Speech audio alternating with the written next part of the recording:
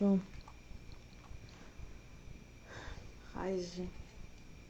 Have coffee, haven't eaten.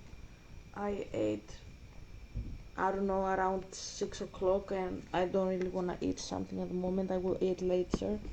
My Coca-Cola is Super Mario, obviously always. And I just drank my apple juice. So, yesterday, let's continue the game. Yesterday I rewatched my video. Sometimes I'm doing that in order to see what topics I have analyzed or what I have promised to discuss, because when I say I will do something, I am not always sure. I will remind it to myself, like I would remember about it. That makes sense.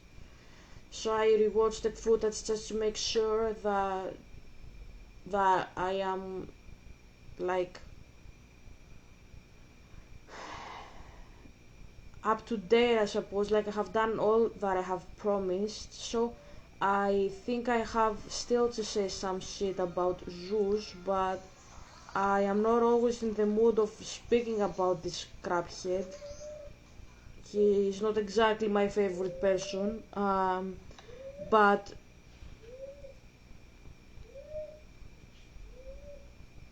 I will pretend I didn't hear anything from outside. Helga, what is it? My neighbors are neighboring. Ze, what is your issue with returning back to me and liking my posts, by the way? Anyways, it is what it is. So, I watched my video, as I said, and I realized that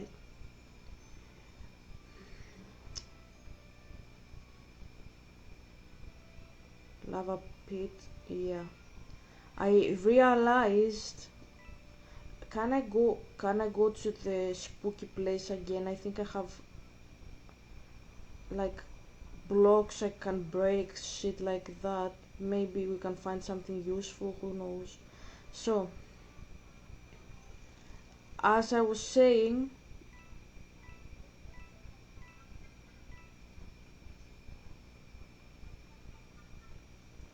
I watched my video and I realized I said in the Andersen video, the Hans Christian Andersen video, that I, okay, we don't have to do anything, I suppose, or not. Collective chests, half of them, weapons chest, secret chapter. Oh, there is a secret chapter. Wow. Really? Challenges, none. Okay.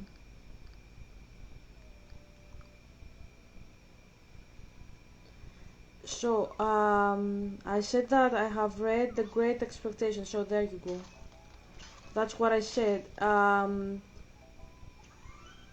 I haven't read them. The Swamp Battle, you found a new soundtrack, check it out at the museum, okay. I haven't read them. Helga, you said you did though. I had taken the book to read it. I took it to read it when I was 15, 16, something like that. Madame Boistada's Carnival. I heard she's off doing commercials for her new psychic hotline.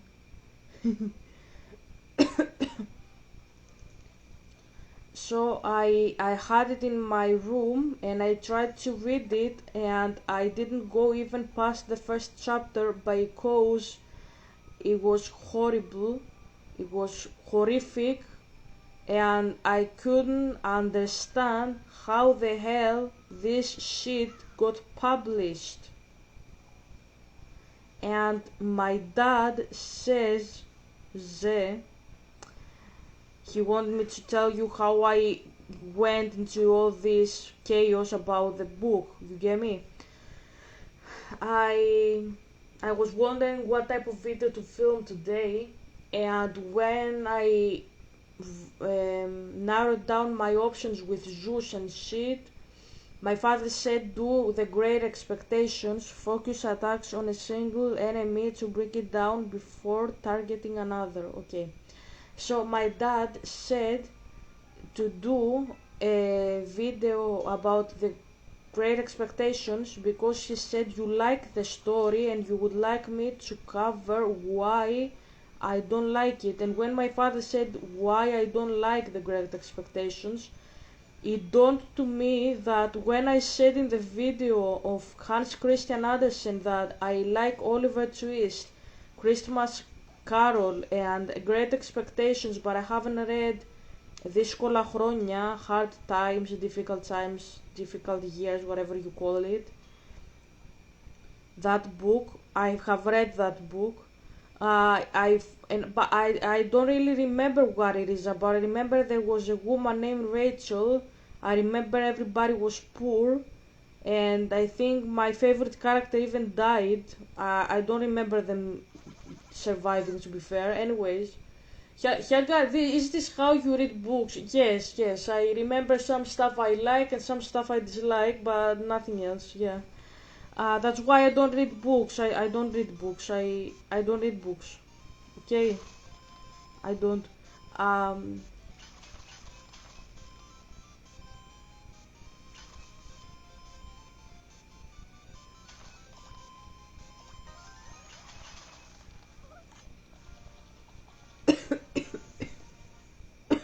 Sorry. Mushroom Marauder. Power up your performance on the battlefield with this terror-inducing toadstool. Toadstool. Yeah, toadstool. I don't know the word. I understand though what it means, but yeah. So,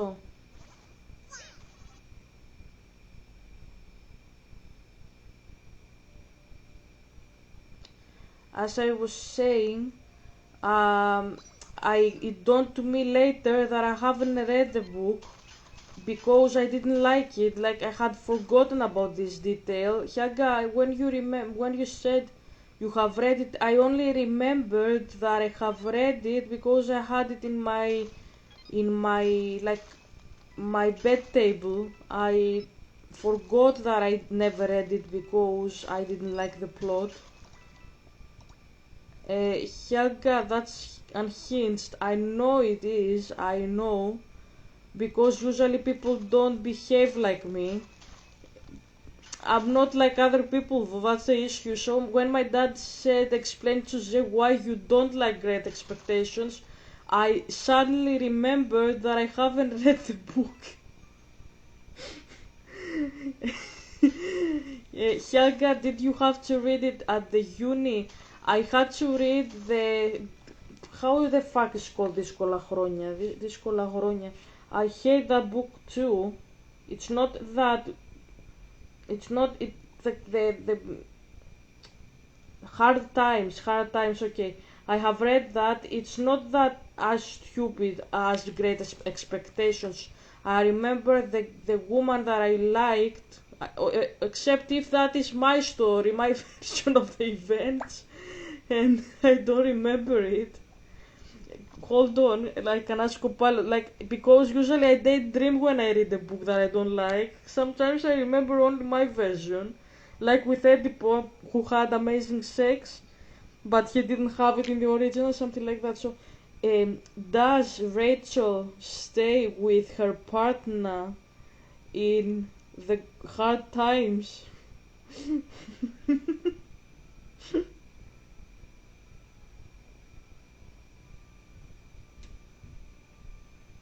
What the fuck? Helga, there is no major character named Rachel in Great Expectations by Charles Dickens. I didn't speak about Great Expectations. I said hard times.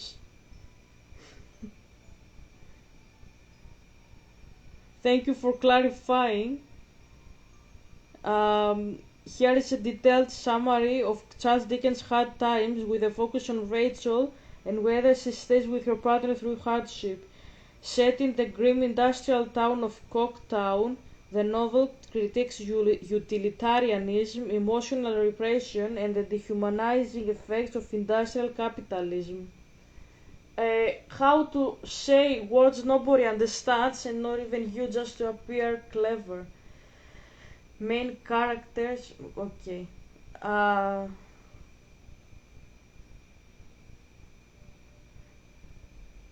Stephen is already married to a cruel alcoholic woman who disappears for long stretches. He longs to marry Rachel, but divorce is impossible for the poor. Despite this, Rachel stays emotionally loyal to Stephen, even though they cannot be together legally. She comforts him, defends his integrity, and believes in his innocence when he is falsely accused of robbery. After Stephen dies tragically, Rachel mourns him deeply and her loyalty is never questioned. Yes, emotionally and spiritually, Rachel stays with Stephen through all his suffering. I didn't ask that. I asked if they are together. So, I think I remember. I don't know. That's actually very very. I don't know. Like I feel bad about myself at this point. I I remember my version of the story, like the novel. Fuck my life. Helga, you said you remember that she was with him. Guess how much I hate these novels. Ze, I have to tell you, I have to confess you something. I didn't remember that. I didn't remember that. Fuck my life.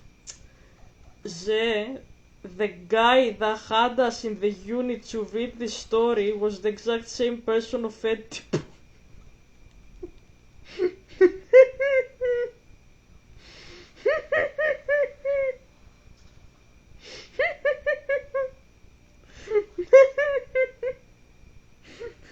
Helga, what did you do? So, he had told us to read the book, and I remember that I didn't like it, and I only liked how Rachel was with Stephen. I wanted to say, like, I think his name was Stephen, but I thought, like, maybe that's my own delusion because I always say Stephen, Stephen, Stephen, you know. My father is laughing. He says you are hilarious without trying. So, um, fuck my life. The my dad, he's gonna hate me if I tell him. The king, nothing burns hotter than the king, and as it burns out, nothing explodes like him either. Okay, so the my father says I have to tell you because you will like it. Okay, whatever. I had a task by my teacher to read The Great Expectations. Okay, that's the first grade. Uh, I have to confess you something else. I had a crush on this teacher.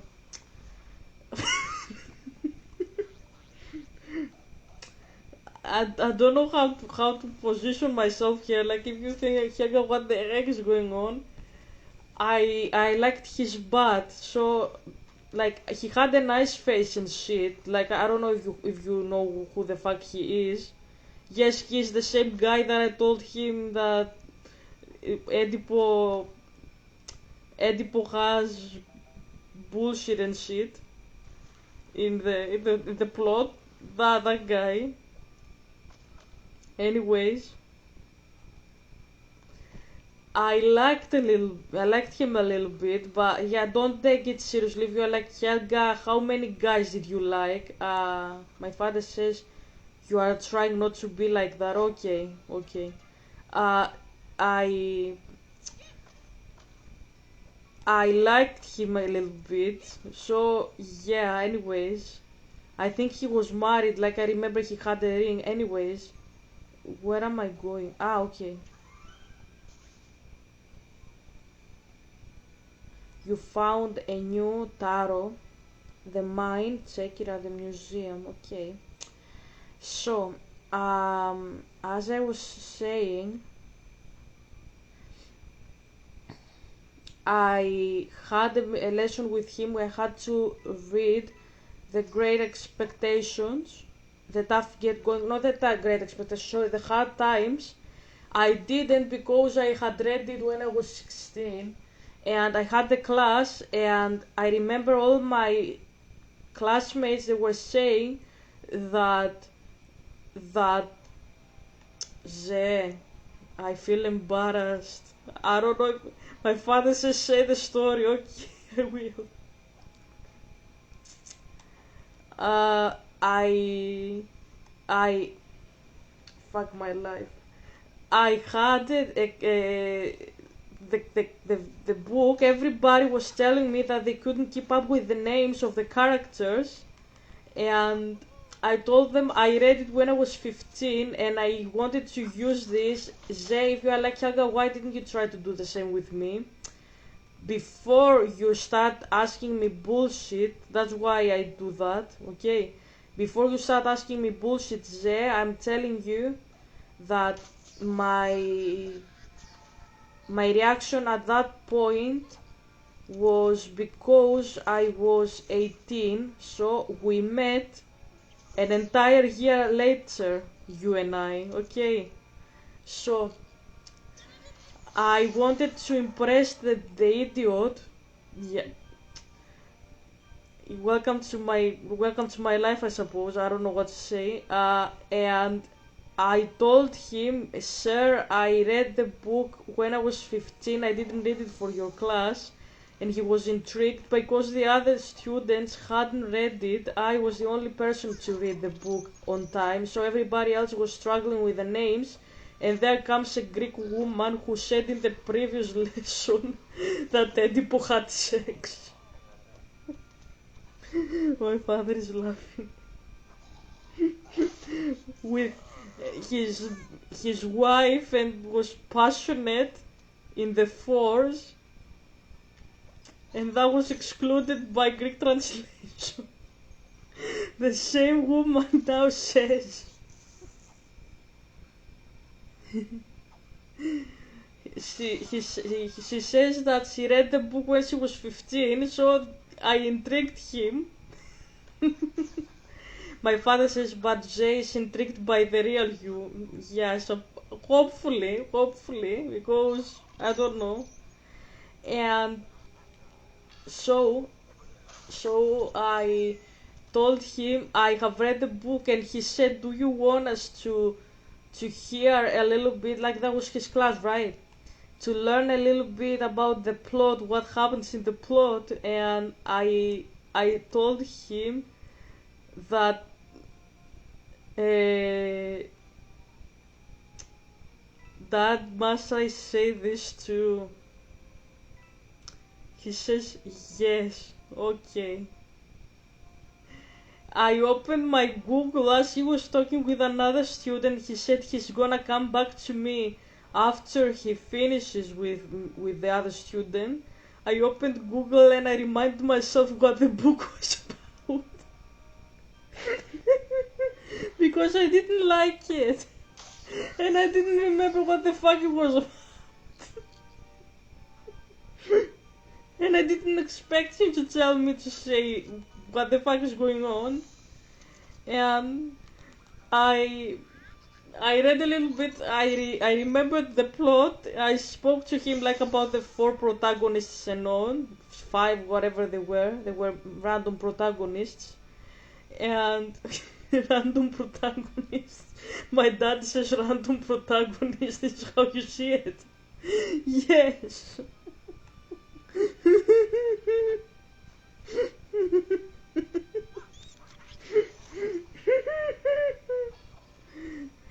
Anyways, I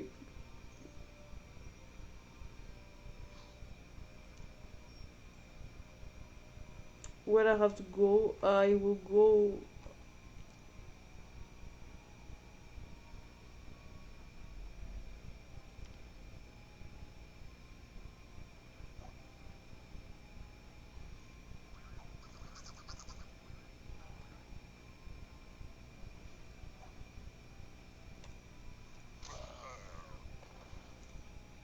Yeah.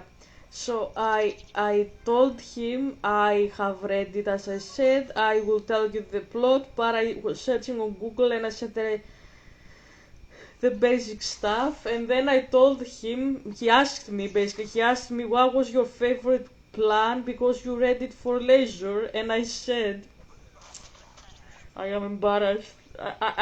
Helga, you didn't read that Rachel lost her boyfriend when you read in Google. You know, no, all these years I remember what I daydreamed when I was reading the book because I didn't like it.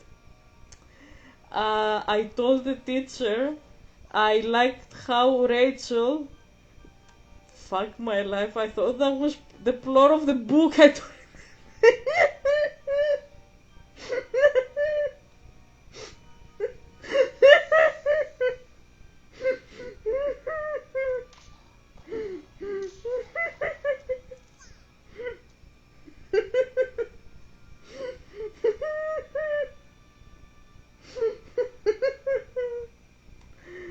Oh my god.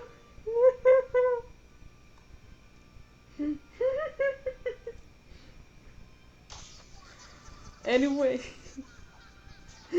I told him I remember that Stephen died and she kissed him back to life and they were married. That's what I told him. How I seriously thought that this was something that Dickens would have written. And my father says I'm not quite sure if the teacher had read the book either. You think? My father says I think the teacher was equally confused like you were about the book. So I told him this. Bye.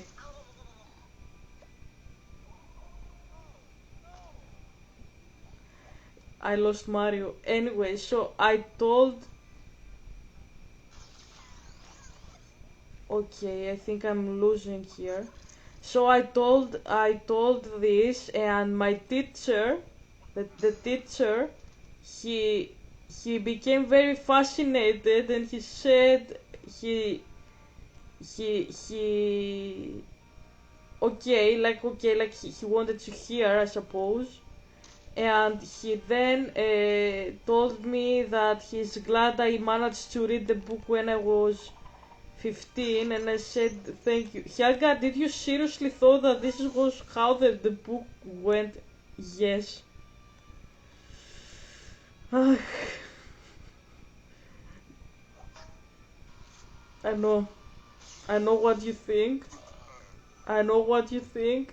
But yeah, I honestly thought this is how the story went. Fuck my life. And it didn't, and I just realized today. So, I didn't like like Helga, you read it the hard times. I read it, but I wasn't really paying attention when I was reading it because I didn't like it. So I didn't. I remembered today when I said I would cover Great Expectations.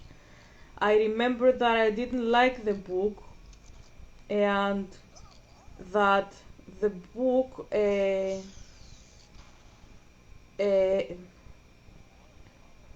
like when I was reading it, instead of listening, I was making my own plots in my head, and there was a plot with Rachel and Steven I liked very much. I actually put in my own Rachel because I happen to have a character with the same name from Ruler of the Earth. I made the plot with the gossip that she did. Something like gossip, I'm not quite sure. Like, maybe I don't remember this very well. So I liked that scene. It's been years though, I don't remember. And I I told I fixed it, and I made that Rachel was talking with a cat in a tavern. That's the tavern of Abner. And I I I wrote that, and I said that my story is better than Dickens' story. The Dickens's story, that's how you pronounce it. So, um, like, that's the point what I did. So let's now listen to the Great Expectations, because I remember that I was trying to read the Great Expectations, but I didn't finish it ever because I didn't like the plot. I didn't even finish the first chapter. I thought that this was the worst book I have ever read in my life. And I when I read the Hard Times a year or so later, or the same year, I don't remember, I told myself I'm not gonna do it dirty as I did the Great Expectations. So when I did the Hard Times, I was emotionally invested to like do it justice this time. You get what I mean? And I said, no, I'm gonna read it even if I don't wanna read it. That's what I was trying to say. So, uh, I did read it, but I wasn't really paying attention. So that's a problem, I suppose. That's a serious problem. I I didn't I didn't quite pay attention.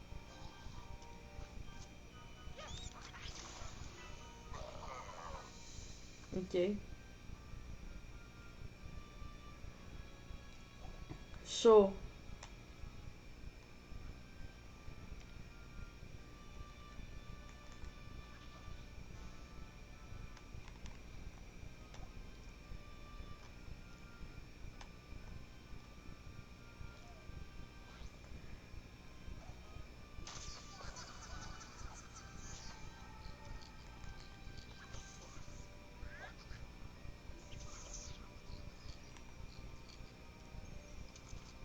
um, yeah, I'm trying here to make correct movements in the beginning because before it costed me. That's why I'm not speaking. So, fuck. Okay, he can't hit me, right?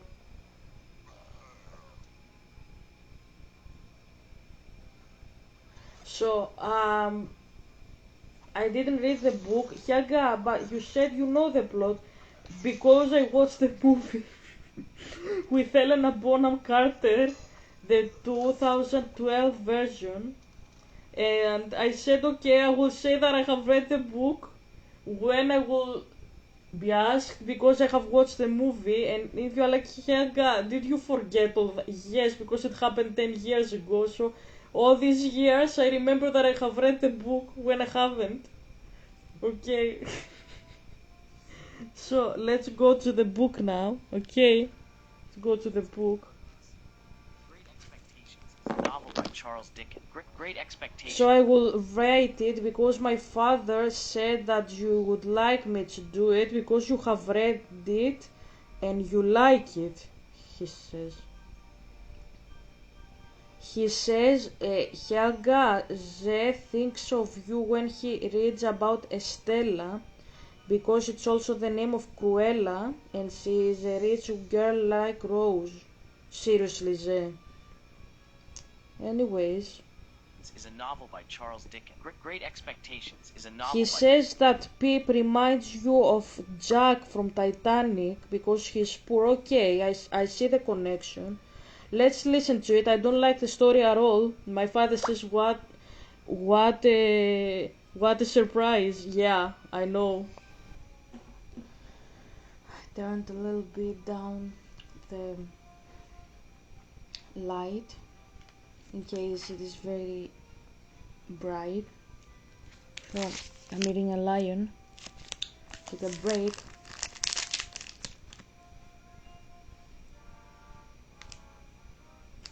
So,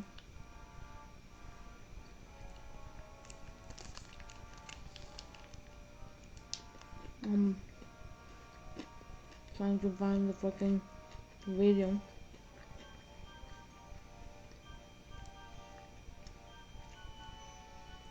But my phone,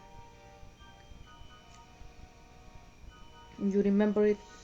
The Xiaomi has a very sensitive touching. Whenever I press it, it just activates even randomly.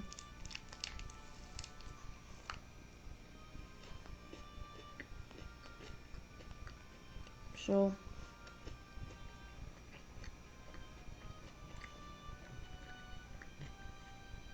hold on a second.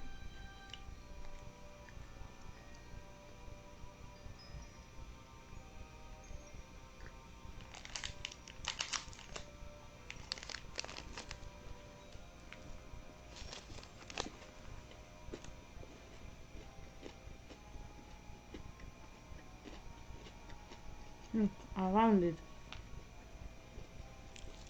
Charles Dickens that tells the life story. Great Expectations is an It is classic book summary. They have 11 subscribers. They use AI.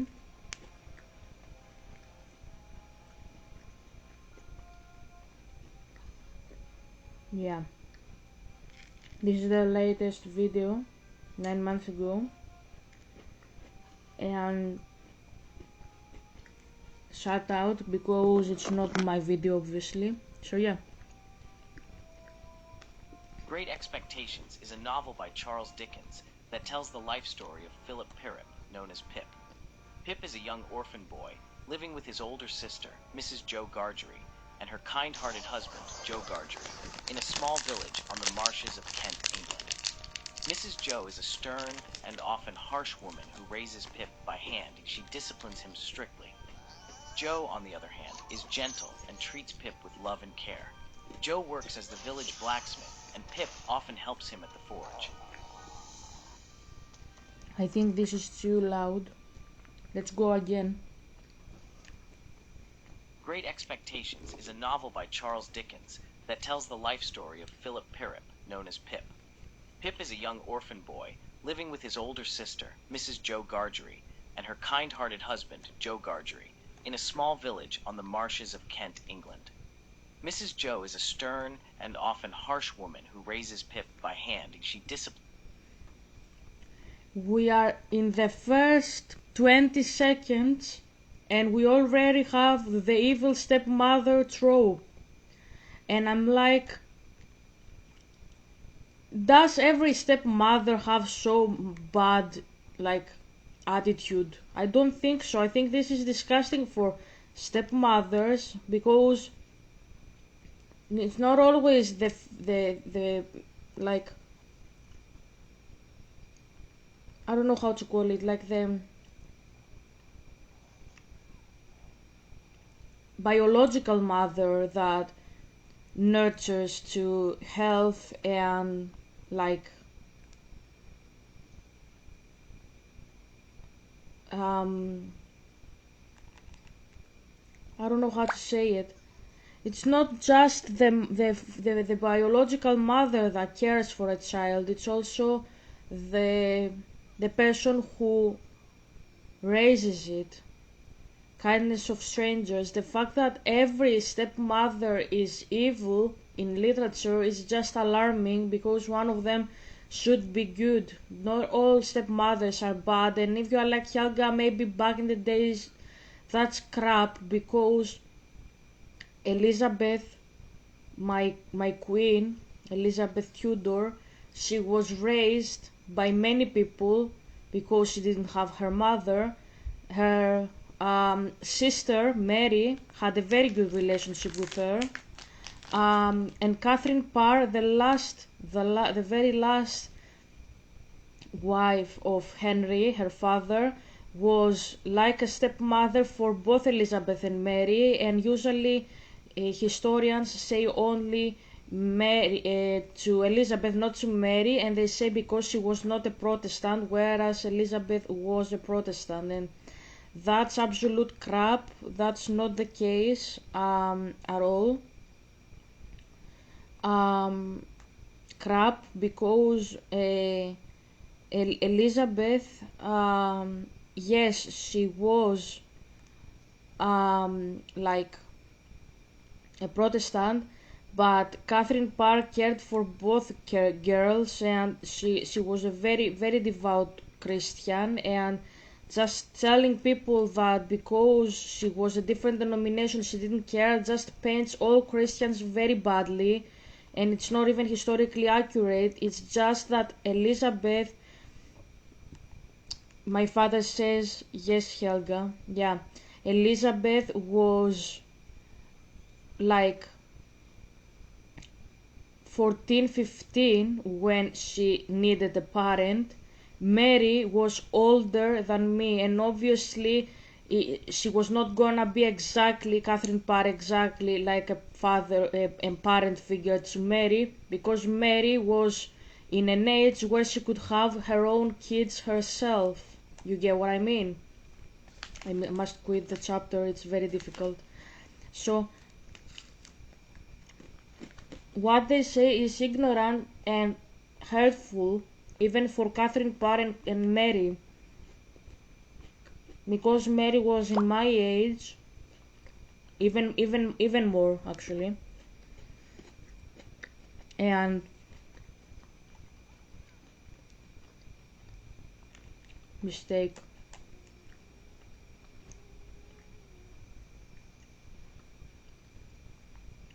Even more, she was like a mother to Elizabeth herself. So obviously, Catherine Parr cared for her. Don't get me wrong, but not in the same manner as she would care about Elizabeth, because Elizabeth needed a parent. She was very young. The other woman was older than me, obviously, but that doesn't mean that she didn't care about her and didn't try to be like a parent figure to her. That's what I'm saying. So, let's continue. This is a trope that I am bored. That's what I'm saying. I am bored of reading about evil stepmothers, and this is what made me turned off with this story, and I didn't continue reading it.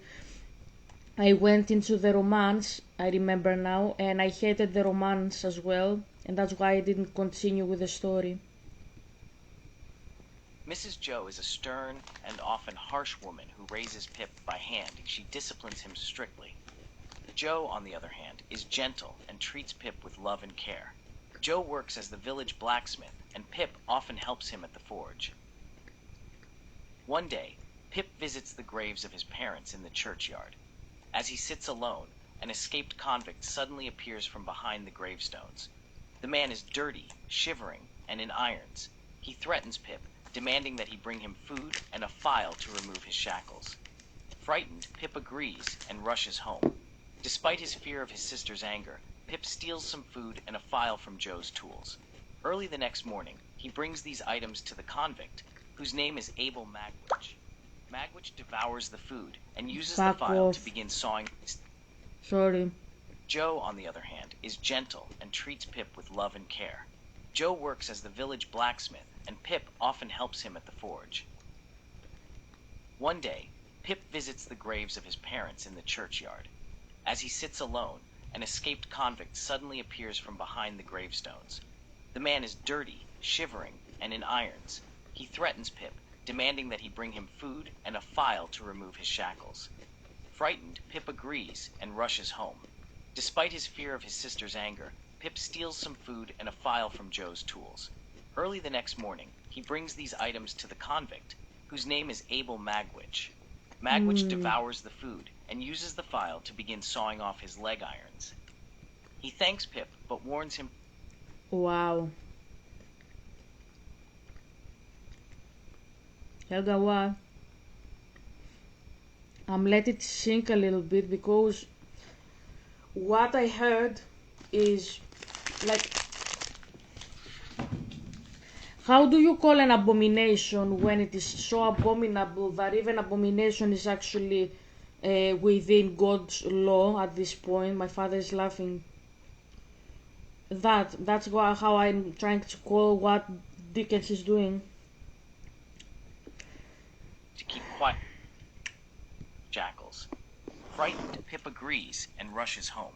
Despite his fear of his sister's anger, Pip steals some food and a file from Joe's tools. Early the next morning, he brings these items to the convict, whose name is Abel Magwitch. Magwitch devours the food. Abel. The name of the criminal is Abel. I call him Abel. That's how you call him in Greek. Abel. Abel. The bro that Cain killed for particularly no reason. Here is a bad guy. Humanity is a very nice thing, isn't it?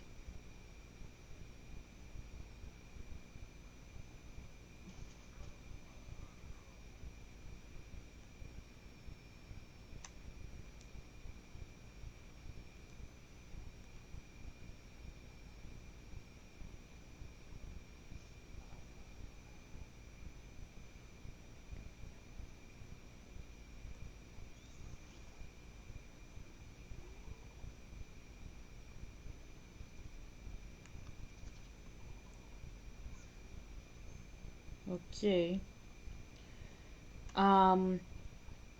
Abel. Can you hear that?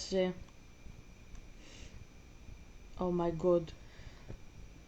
As my dad said, the blood of Abel that is being shed from the dawn of time, and that of Zechariah, we read it yesterday. We live in an era that speaking like that about other people is considered okay.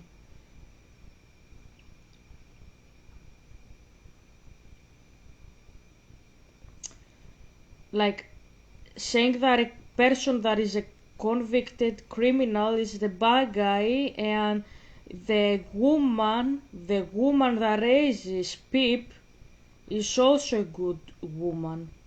Is also a bad woman, but she's a good woman. You get what I mean? Sorry, I'm mistaking myself here.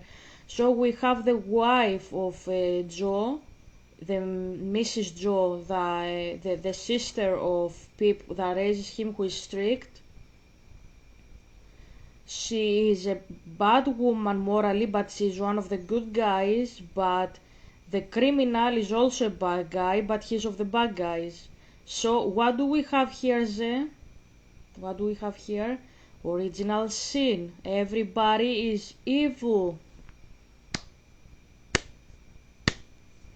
Do you understand now why I didn't continue reading the novel? Yeah, ignore the fact that I forgot that I had read it. I hadn't read it, basically, wrong. But keep in mind, this book is considered one of the greatest novels. My father says, again, Ze loves the story, and I'm dismantling it now for him. Ze, do yourself a favor, pick better stories to read. You can do it. I trust you. You can do it. Don't read crap. Thank you.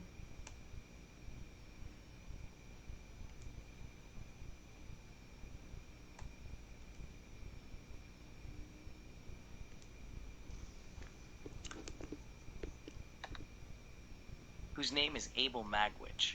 Magwitch devours the food and uses the file to begin sawing off his leg irons. He thanks Pip. We know the guy was hungry yesterday, he took food today. This is the weather broadcasting according to Dickens. My father is laughing again.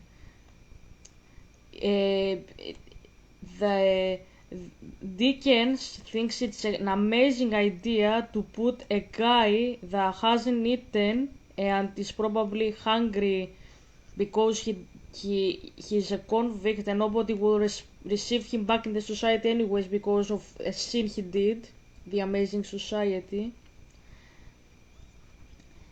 We learn that this guy now he eats the next day. What an amazing book. I would like to read myself. These items to the convict, and rushes home. Despite his fear of his sister's anger, Pip steals some food and a file from Joe's tools. Early the next morning, he brings these items to the convict, whose name is Abel Magwitch. Magwitch devours the food and uses the file to begin sawing off his leg irons. He thanks Pip, but warns him to keep quiet about their meeting. Shortly after, soldiers arrive at Pip's home, seeking assistance in capturing 2 escaped convicts. They request that Joe repair some handcuffs. Pip is terrified, thinking he will be punished for helping Magwitch. Joe and Pip accompany the soldiers into the marshes, where they find Magwitch fighting with another convict, Compeyson. Both men are captured. Magwitch protects Pip by claiming he stole the food and file himself, ensuring that Pip's involvement remains a secret. Life returns to normal, and Pip continues to assist Joe at the forge. One day, he is unexpectedly invited to visit Miss Havisham, a wealthy and reclusive woman who lives in a grand but dilapidated... I wait to hear, like if you're like, Yaga, why didn't you interrupt? I wait to hear when I will listen something about why did I listen to this? Like, what is the resolution? The police captured them and they went back to prison. I will keep clapping. Dickens, I don't know if you can hear that. That's me, my vakia. I am connected with Dionysus. I have possession. Yeah, that's the best story you could ever imagine in your artistic head. A guy that was a convict, he escaped prison. He managed to survive in the wild for about a bit, and after a while, he returned to prison because he was recaptured with another guy. Dickens, explain to me a little bit, how did your brain work exactly? Because I don't think your brain works at this point. I think your brain is defunct. I don't know. Like, basically, fuck Dickens. Why do you like the story? Like, what's the reason? My father is laughing. What is the reason behind the fact that you like the story? Dad, why does he like the story? Can you explain? What is the reason he likes the story?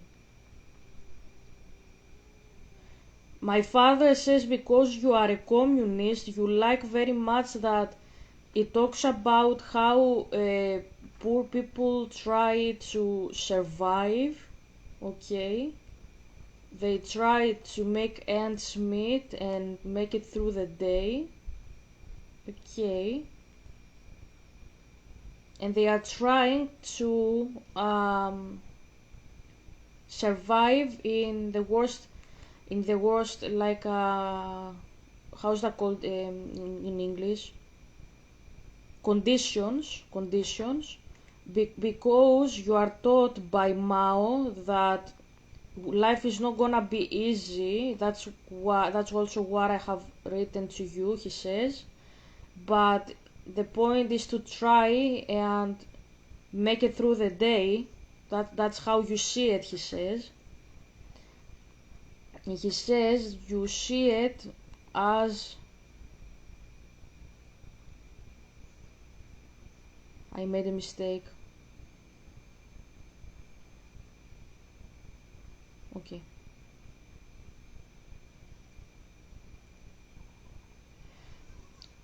That's how you see it, he says. And he says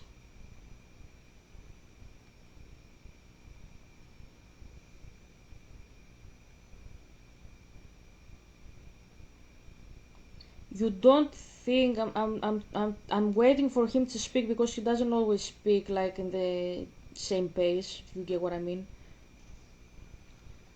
Life is not always ending with happy endings. Sometimes it ends very badly, and you believe some things are too good to be true, so that aligns with reality.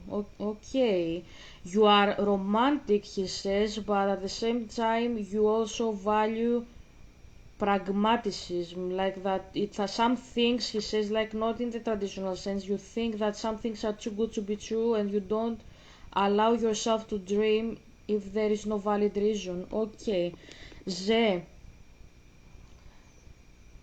stop speaking with mystics and everything will go better for you, because these stories come from mystics who glorify Zeus and they destroy people like you, like me, with bullshit that's never gonna happen. That's the bullshit that's never gonna happen.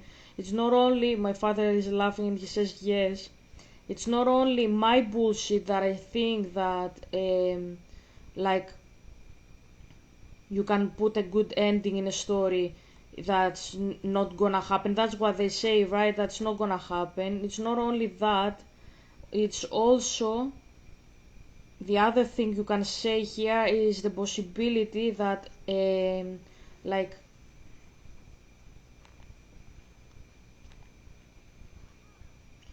when you tell somebody they this is not gonna happen, it's too good to be true, and the most possible outcome is gonna be everybody dying. Yeah, there's also a possibility that they are lying as well, because they are assuming, they are not knowing. That's a difference. And if you're like Yaga, you know some stuff too, but you don't really have belief. Yes, because this is how I usually work my life out. It's not that I don't know it, I know it, I just don't quite believe it. That's quite different than saying bullshit out of nowhere and saying it is the truth when you don't even know it. You get what I mean? Joe and Pip So accompany I the heard the story about the convicts, and what is that? News. And even worse, this is CNN, it's fake news. It's not even, I agree with Trump here, it's not even news, it's fake news. Like, I have no idea why I had to hear that, why it helps me, why it is beneficial for me, for my soul, I don't know. Like, I hear about a convict and another convict, they escaped prison, they went back to prison, and full stop. Now we go further in the life of Pip and we learn what he's gonna go and meet a hug. My father is laughing. What's the reason? I'm not getting the fucking reason behind all this. It doesn't make any sense. I don't know. I don't know. Maybe my brain works differently. I don't know. soldiers into the marshes, where they find Magwitch fighting with another convict, Compeyson. Both men are captured. Magwitch protects Pip by claiming he stole the food and file himself, ensuring that Pip's involvement remains a secret. Life returns to normal, and Pip continues to assist Joe at the forge. One day, he is unexpectedly invited to visit Miss Havisham, a wealthy and reclusive woman who lives in a grand but dilapidated mansion called Satis House. Miss Havisham is an eccentric figure. Years ago, she was abandoned by her fiancé on her wedding day. Devastated, she stopped all the clocks in her house at the exact moment she received the letter breaking off the engagement, 20 minutes to 9. Sorry, what Pip's happened? involvement remains a secret. Life returns to normal, and Pip continues to assist Joe at the forge. One day, he is unexpectedly invited to visit Miss Havisham, a wealthy and reclusive woman who lives in a grand but dilapidated mansion called Satis House. Miss Havisham is an eccentric figure. Years ago, she was abandoned by her fiancé on her wedding day. Okay. Devastated, she stopped all the clocks in her house at the exact moment she received the letter breaking off the engagement, 20 minutes to 9. She continues to wear her old wedding dress, now yellowed and decaying, and has left the wedding feast untouched on the table, where it has rotted over time.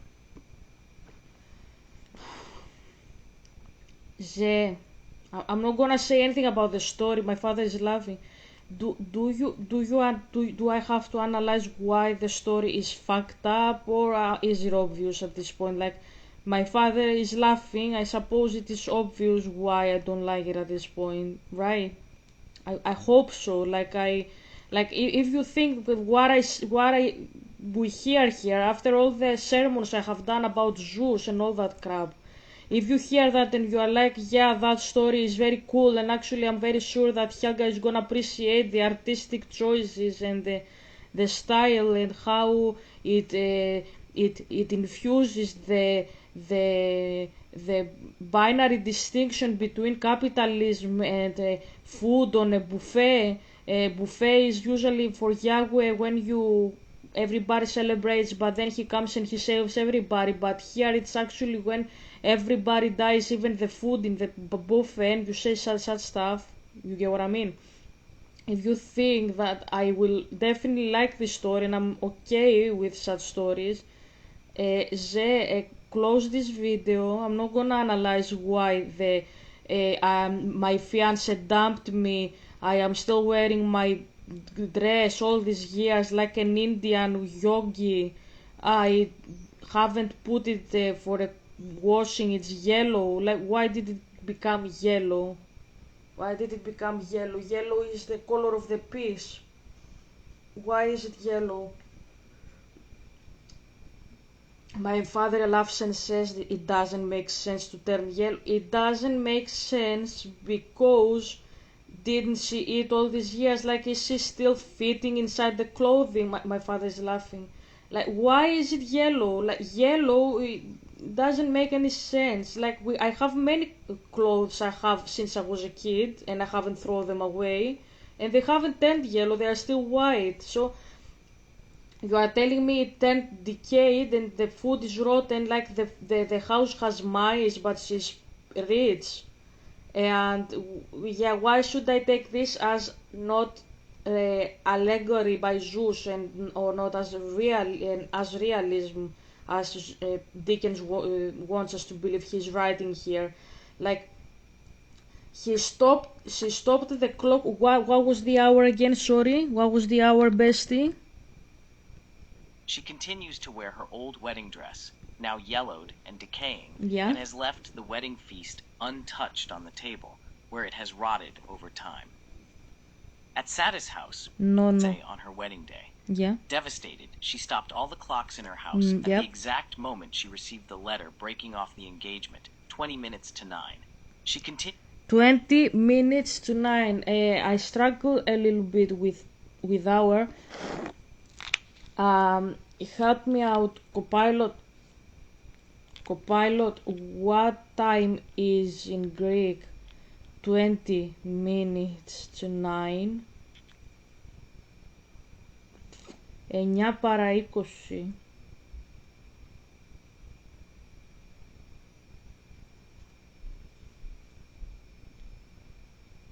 What happened? My app stopped running. Hold on a second. Write it in numbers. Tell me what time Dickens wrote The Woman Stopped Clocks at in Great Expectations.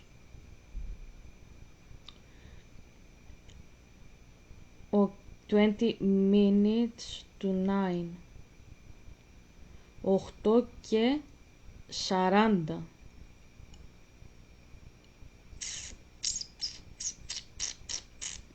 Fuck my life. Fuck my life. So it was morning, not night. Haga, what is wrong? Numerology. Oh, morning, the clues point that way, was jilted on her wedding day, and Victorian weddings typically took place in the morning to early afternoon, so it was not night. Usually in Greece you would do that at night, like evening. Anyways, the moment she received the letter just before the ceremony was likely around 8:40 in the morning, and she froze time there. Look, 8:40. We had done a lesson saying that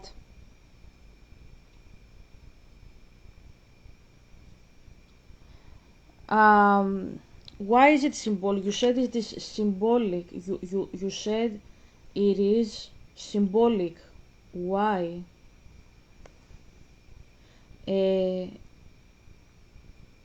Okay, it doesn't say. It doesn't say. Okay. Anyways, I will explain. So it is 8:40. So this is eternity divided by 4. It is can the the can the square be doubled? Can the square be doubled?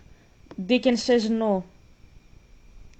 If you're like, what does this mean? Because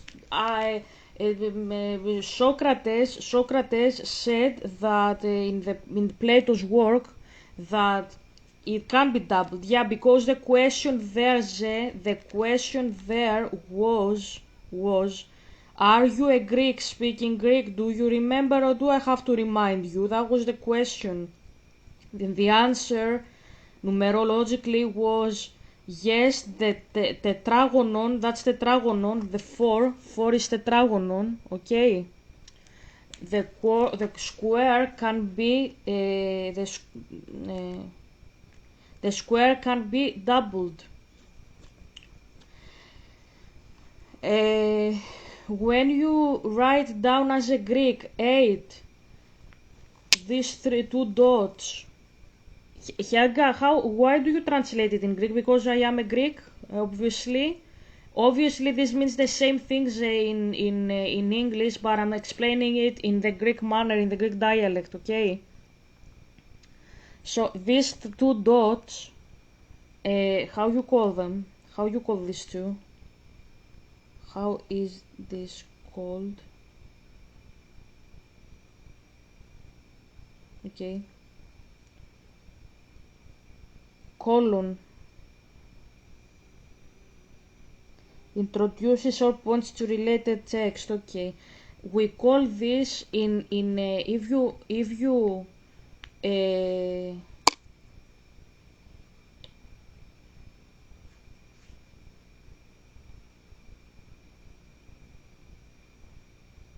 hold on a second. I will show you. Hold on.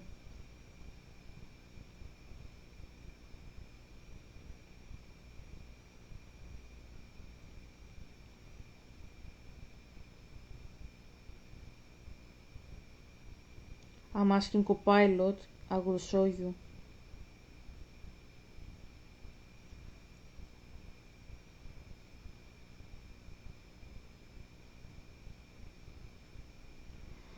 Okay.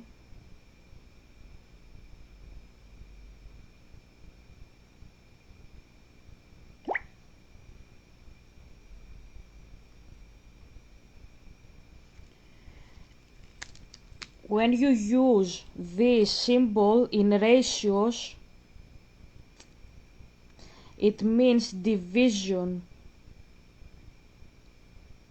You get what I mean? It's division. So, what is the opposite in mathematics of multiplication? It's division.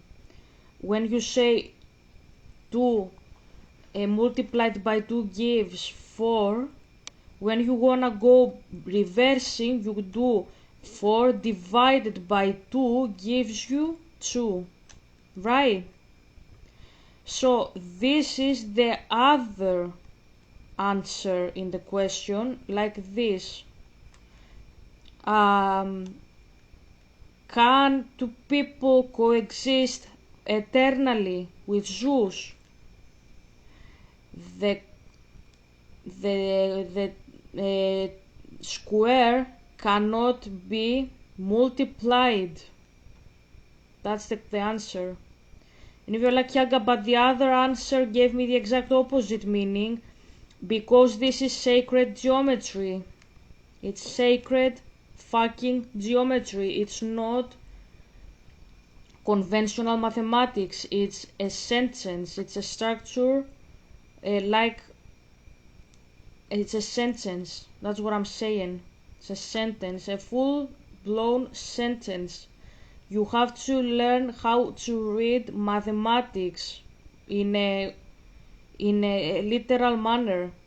And I'm not saying you have to do it. I don't mean that. I mean, if you don't understand, that's what you have to do. Because otherwise it's not gonna make any sense. So here you see 40, and on the other side the ratio 8. Can you put 8 in a ratio of 8? And Dickens says no. and you hear that and you don't understand what the fuck I am talking about, I will explain to you what I mean. It means that um, for Dickens, if you lose your partner, that's the end of the story. You're not gonna see them again, because this is what Zeus says. Do you understand now what I'm saying? That's what I'm saying. Um, so,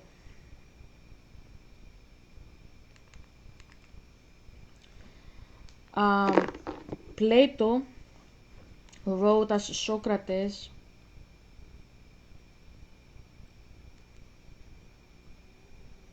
That's very bad. That's absolutely very, very bad.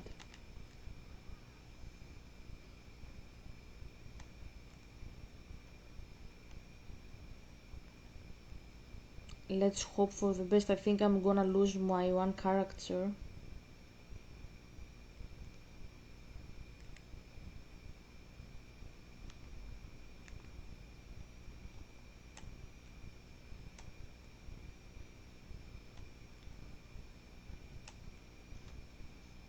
Okay.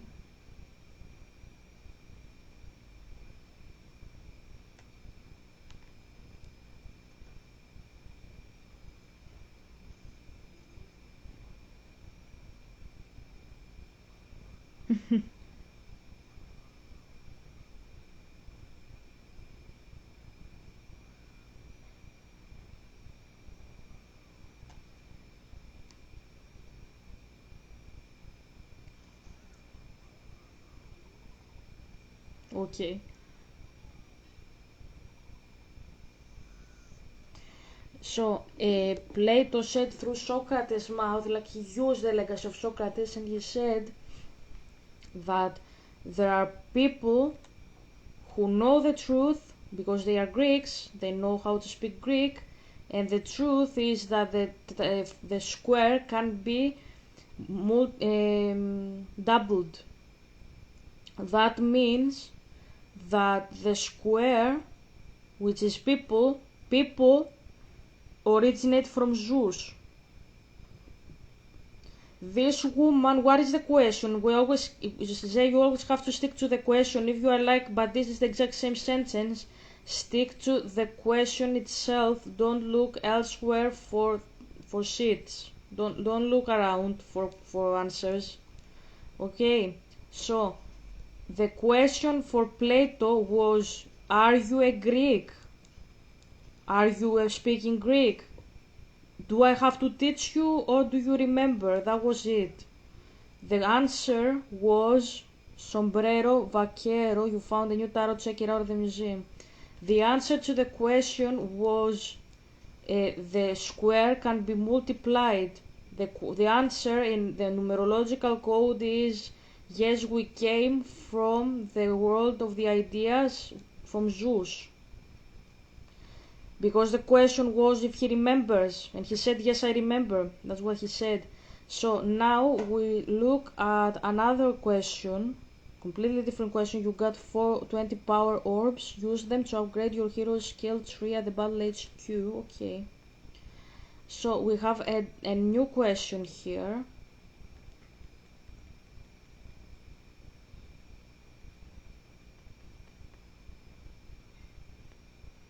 Okay.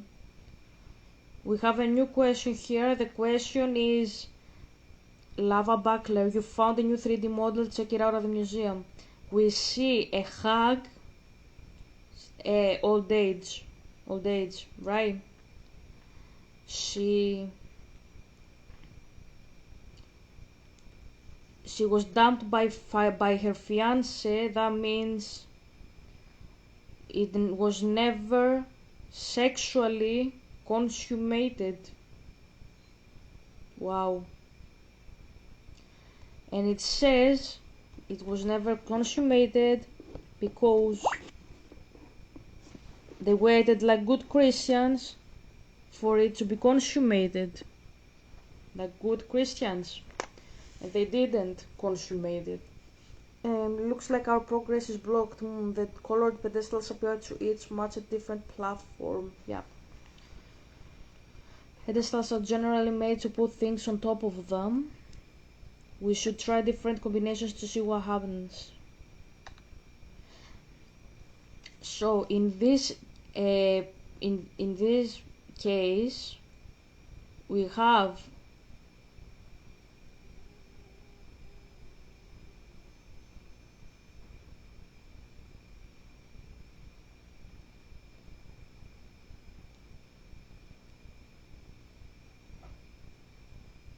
okay. Someone's feeding this chain some rabbit-shaped cookies. It's going to think they all taste like shortbread now. So,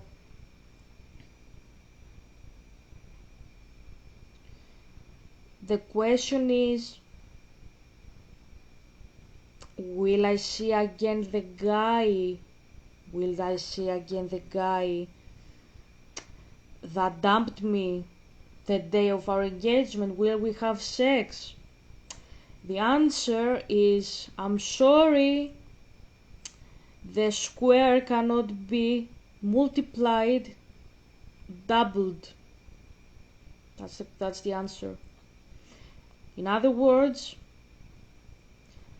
the square, people, marriage, square, tetragono, that's four hands, four legs, four different sets of limbs in each side, two heads, right? What Zeus gave you before he divided you, it says there, sorry, it cannot be doubled. It cannot be doubled. In other words, Zeus doesn't want you to be with this guy anymore. You will wait for him here until you rot and the food and you and everything you are, because he's not gonna come back. That comes from Zeus 8:40. 0 means nothing in spiritual language, except if you are Andrew and you think it means, then God save your soul, I suppose.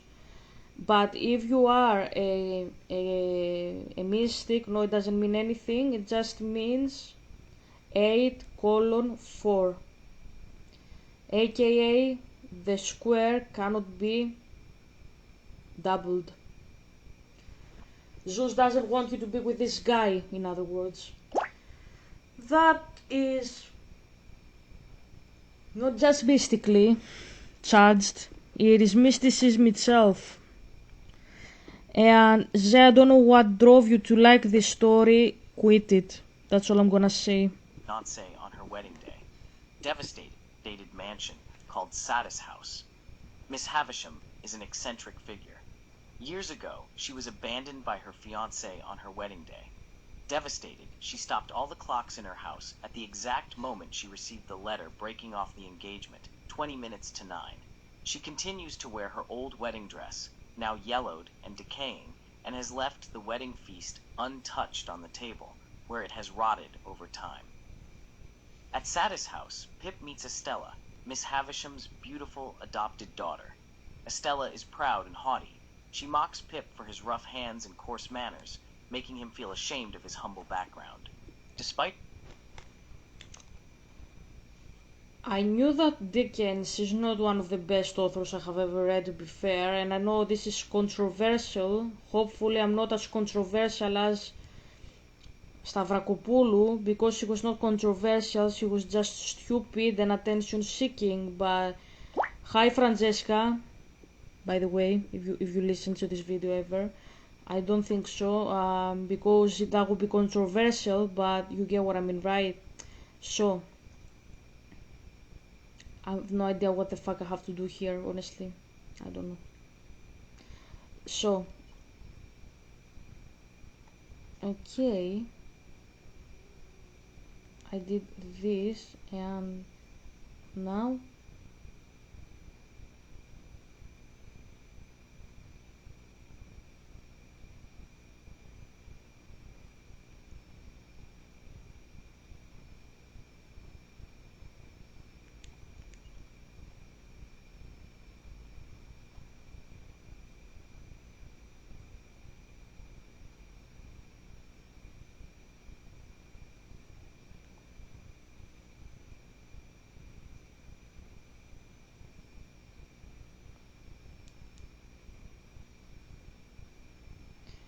we hear that this girl, how's the name again?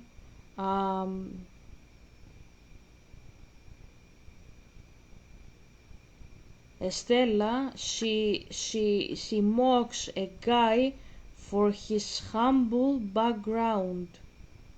That's what we hear. That's the story. Wow, I'm not impressed. Yago, why don't you like it?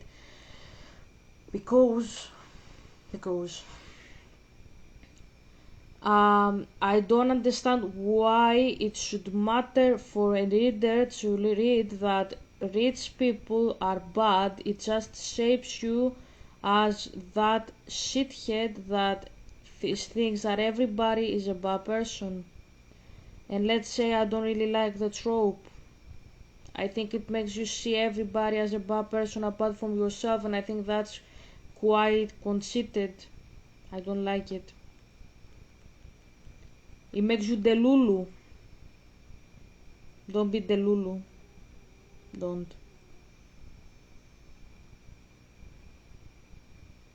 Not all people who are not sharing your political views are bad people, for your info.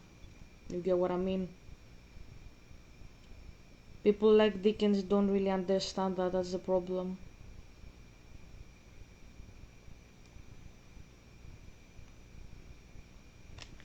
Anyways. Despite his beautiful adopted daughter, Estella is proud and haughty. She mocks Pip for his rough hands and coarse manners, making him feel ashamed of his humble background. Despite her cruelty, Pip becomes infatuated with her.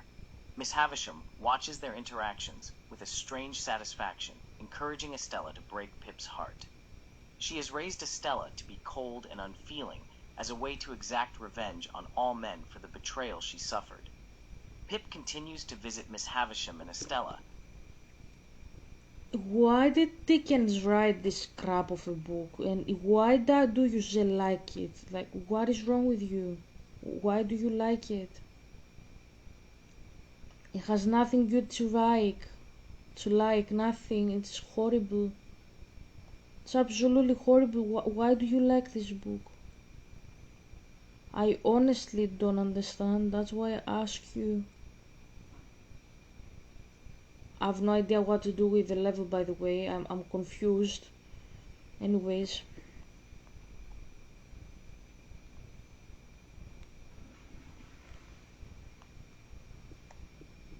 Each time becoming more aware of his social inferiority. He dreams of becoming a gentleman to win Estella's approval. What? However, when he turns Zay, are you reading such crap? That's the reason. My father says he's romantic. Okay. Zay, if you are romantic, just read a better book because that's not it. That's not it. That's not it. Like, what is that? Like, Dickens is critiquing rich culture by telling people to become like the rich people, all the while roasting the rich people. Look, Zé, I'm not telling you that for you, like it's not for you, like if you think that it's useful for you, it's okay. But I'm telling this for everybody that can watch the video. Guys, if you ever find yourself in a very difficult situation where you feel like you need a doctor to see you, that's not something to be embarrassed of. Everybody sometimes needs a little helping hand. uh, just go and ask help if that's what you need. You get what I mean? Don't stay alone. You are never alone. You have people by your side that care about you, and remember that. And the next time you wanna read a book that glorifies richness by roasting richness, just remember that there are other people who have experienced such delusions, and just ask for help, because asking help shouldn't be a taboo. That's what I'm saying. continues to visit Miss Havisham and Estella, each time becoming more aware of his social inferiority. He dreams of becoming a gentleman to win Estella's approval. However, when he turns 14, Miss Havisham pays for him to be apprenticed to Joe as a blacksmith. Pip is disappointed, but begins his apprenticeship nonetheless. During his apprenticeship, Pip's dissatisfaction grows.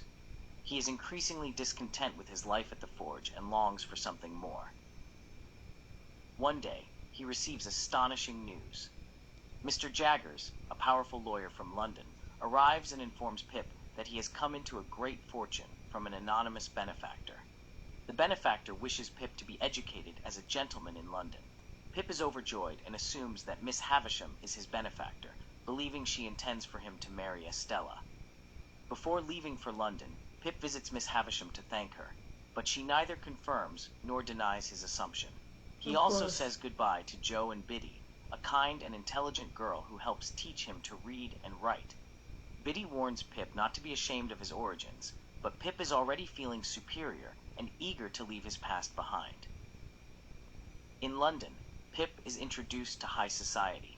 He lives in Barnard's Inn with Herbert Pocket, who turns out to be the pale young gentleman he had fought with years earlier at Satis House.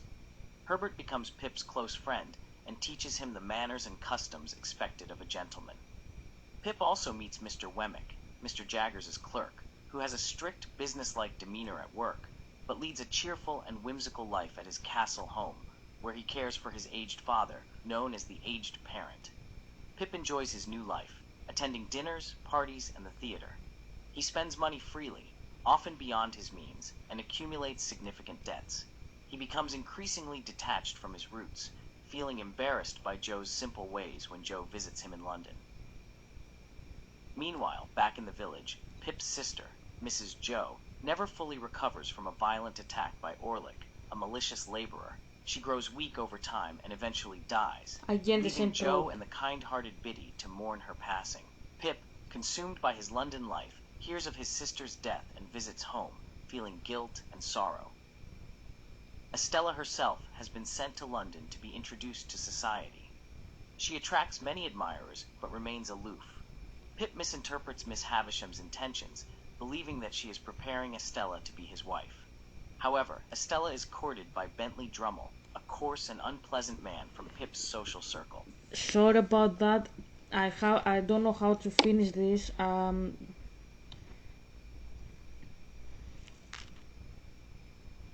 Color puzzle, Mario, rabbits.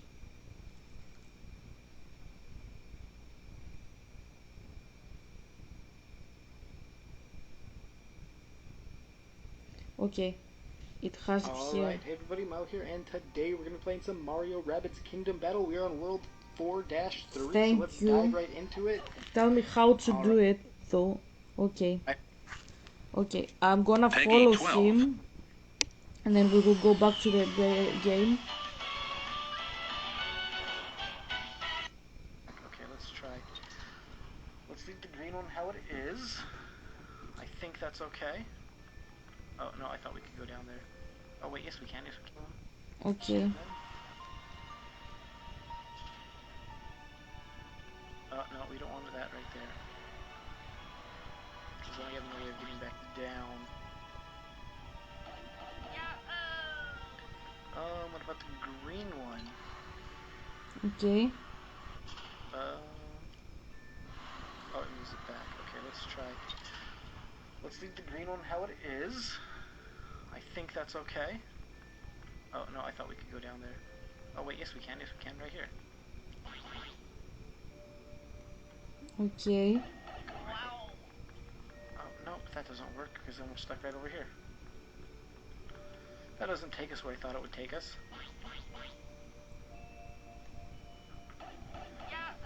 So let's see. Let's try the red one first, yeah. Yeah, the red one I think is going to be the first one we gotta do. Okay.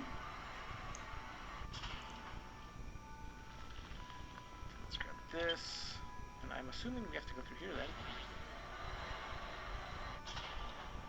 Okay. Here, this works so far. So far this works. Green one next.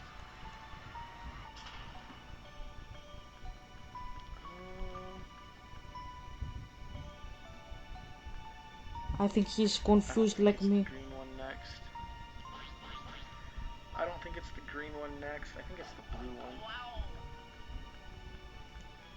Or the no, it has to be. It can't be the yellow one.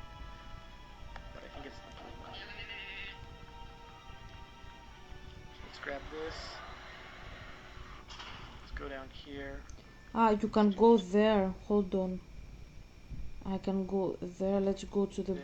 blue.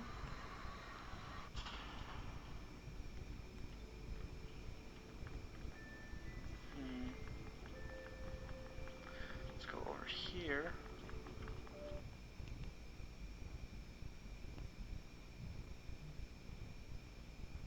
Yeah. Let's down this way. Where do we gotta go? Do I take this off of you?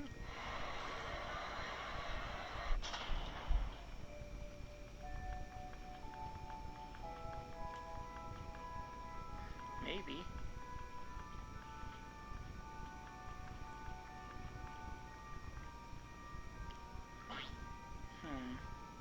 It can't be. No, that can't be right.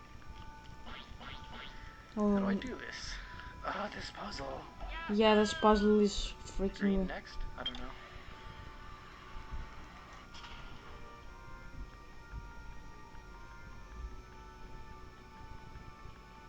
No.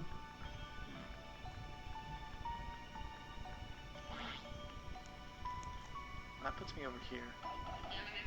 And I'm stuck over here, so that's not right.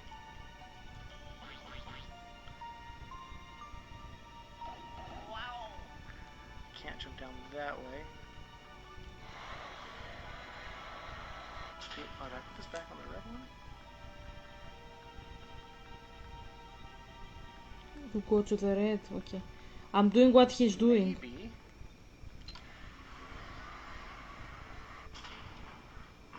Then what do we do?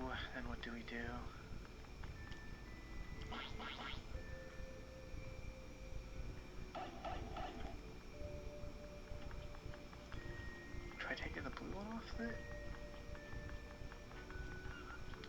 Do I take this one then?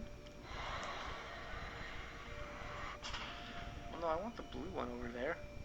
Maybe I, need to move the blue one to something else first? Green? I don't know.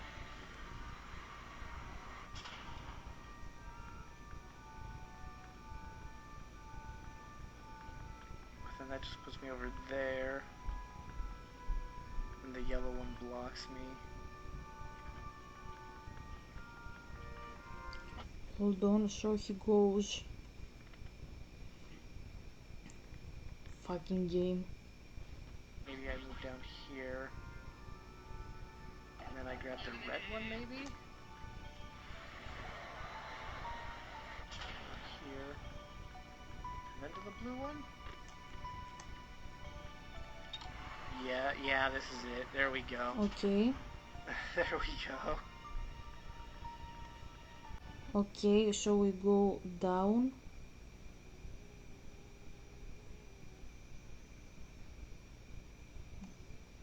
Okay. Because then we can get that nice. Grab this. Up here. Go over here. Add it to the red one.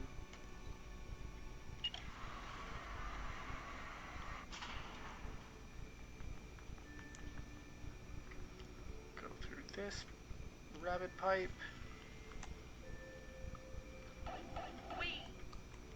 Here.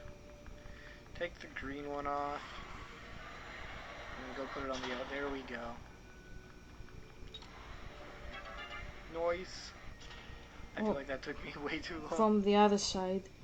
Okay. Here. Yep. So let's continue with the story.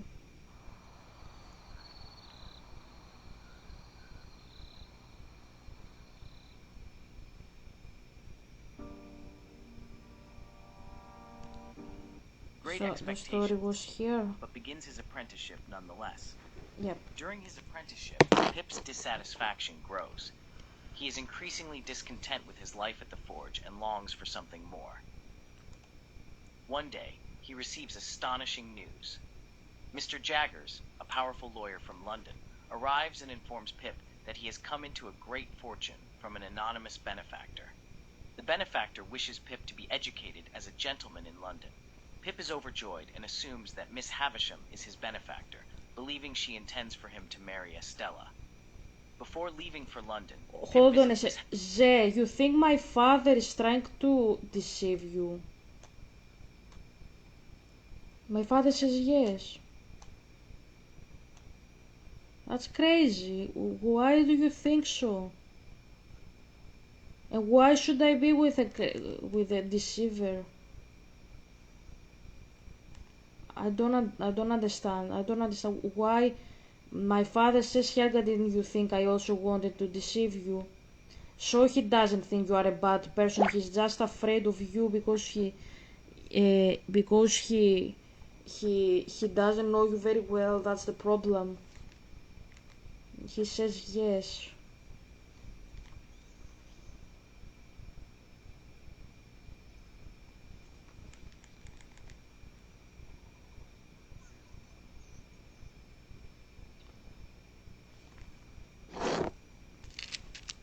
Look, I I don't know what to say here, honestly. I think I am lost for words if that's the case. Like if you think that my father, like if you're like, yeah, what do you understand that?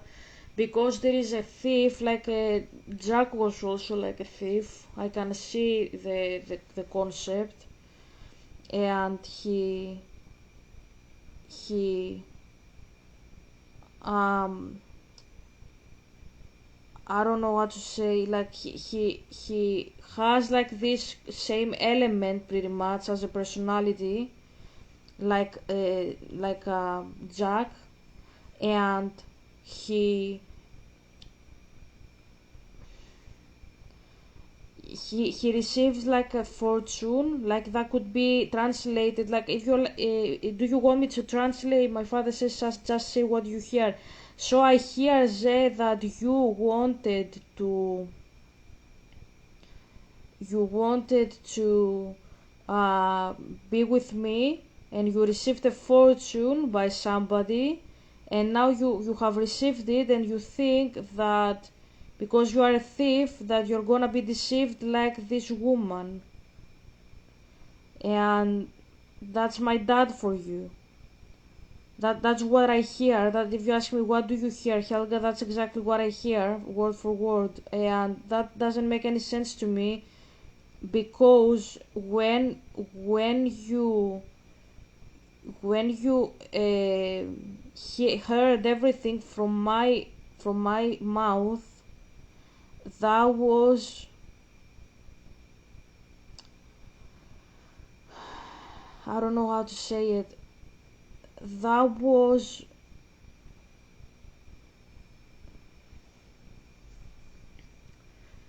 we call it in Greek μασημένη τροφή, like chewed food.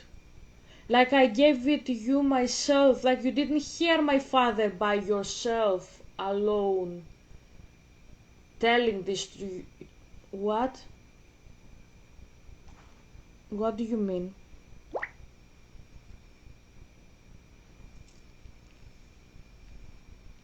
What do you mean by that? Hold on. Can you explain?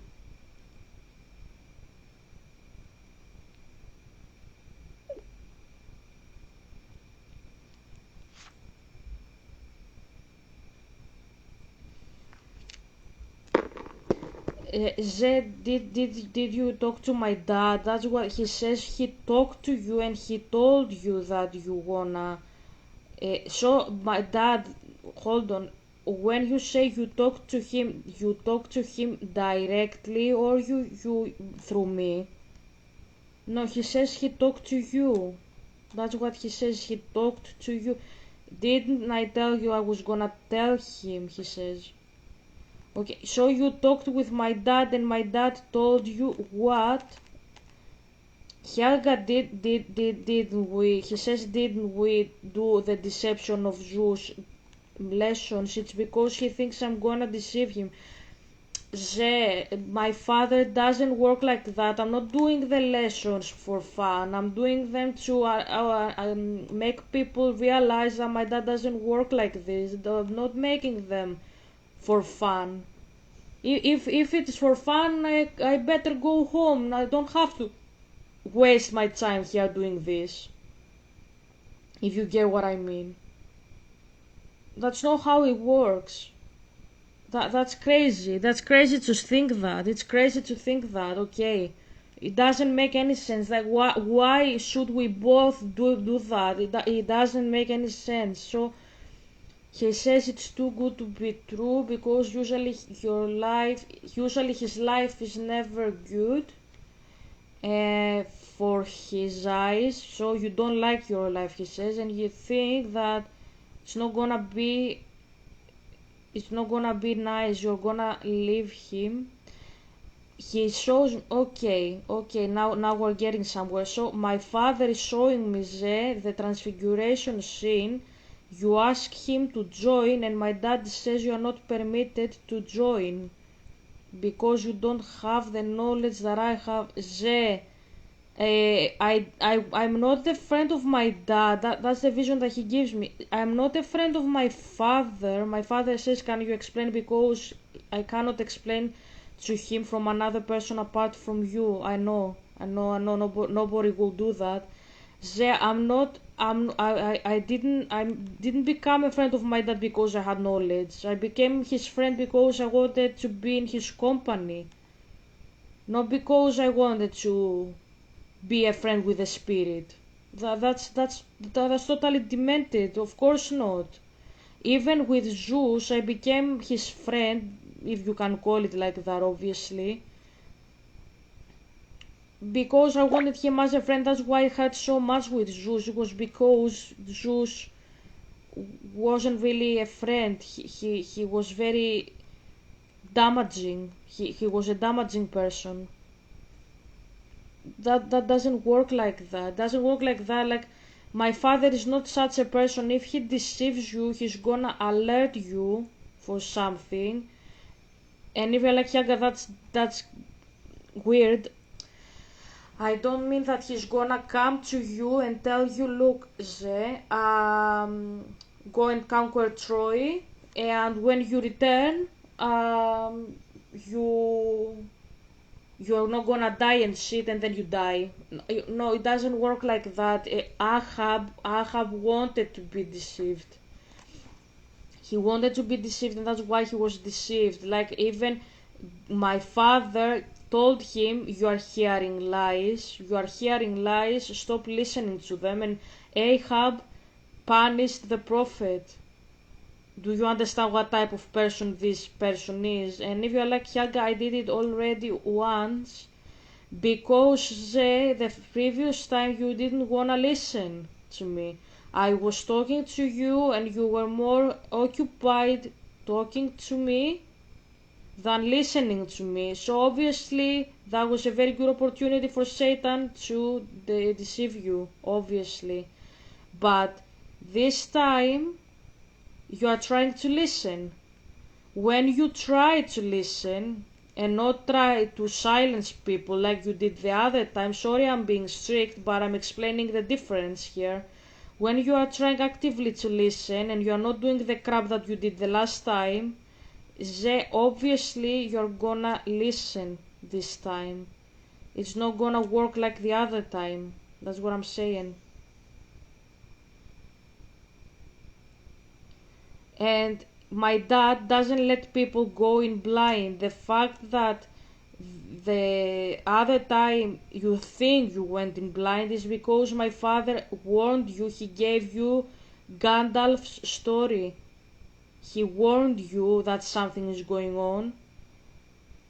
Obviously I didn't know what exactly that was, but he says, I gave you the story of Gandalf to warn you that you are being deceived by Andrew, and you didn't want to listen.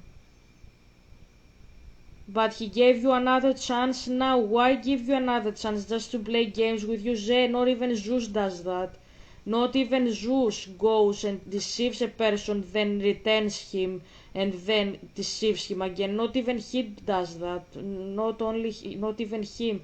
Even Zeus has some boundaries even in that. He has a methodology, and that's not his methodology. That what you believe about my dad is a combination of New Testament theology with paganism, and yeah, that's the beast obviously, but that's not how my father is working, and that's what I'm saying. You get what I mean? So anything else you wanna say, Dad? I'm drinking my coffee here. Because I'm not making any sense here. Like, Ze thinks that you are going to take me again. You are giving him property because he's a thief. He thinks because he's a thief that I'm gonna deceive him just to punish him. No, no, my dad doesn't work like that. I get probably it's crazy for you to accept it. My father is not such a person though. He has never treated me like that, and he has never treated anybody like that in the Bible.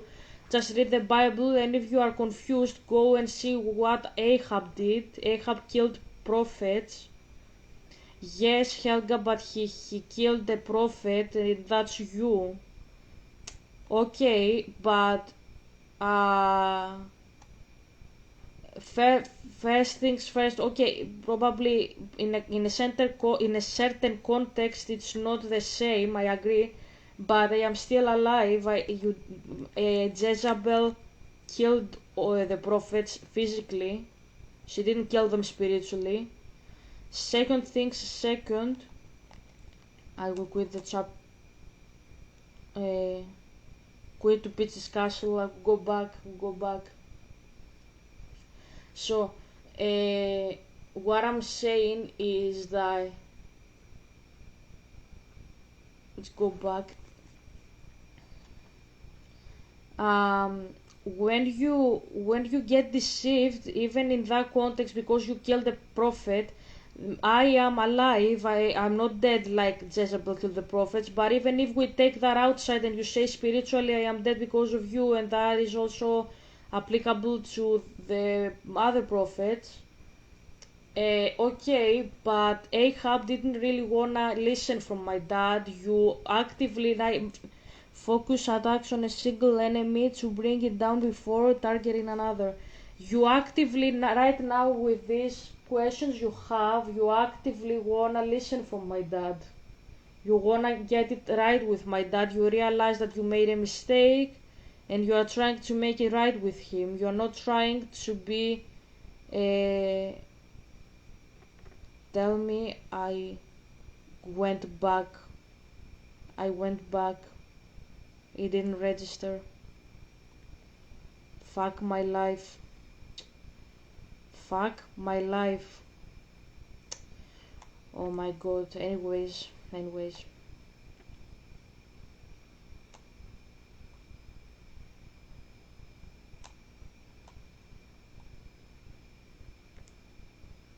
So, you are trying to listen. Ahab didn't try to listen. My father is not. He behaves like a deity because people want him to behave like a deity. That's not how he works, though. My father is he is very friendly. He's very easygoing. He doesn't not behave like that. You didn't treat me very well, and that made him super upset. And he intervened and he removed you from my life because you didn't treat me very well, and that made him upset to death. As I said, that doesn't mean though that my dad wants to people to suffer and to die. He's not such a person. He's very kind. He's a nice person. So listening here this thing is crazy because that's not how my dad operates again. Okay. One day, he receives astonishing news.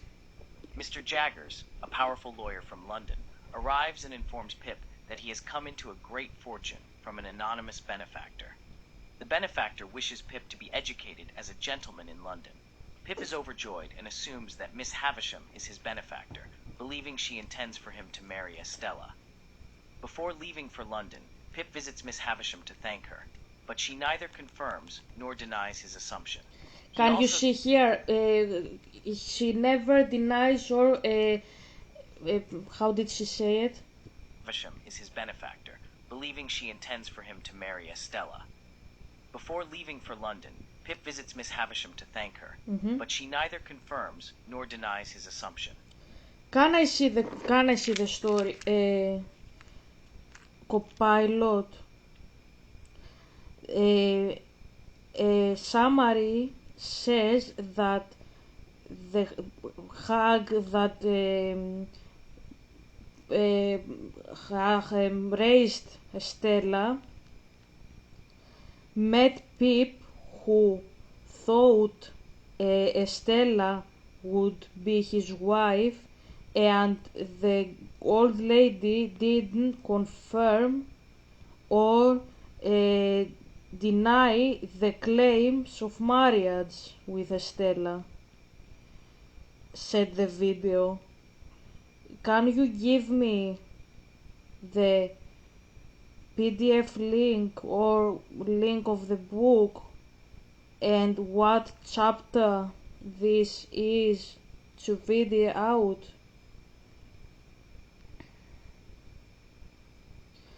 Your moment is where Pip believes Estella is destined to be his wife, and Miss Havisham neither confirms nor denies it. It's captured in chapter 38 in Great Expectations.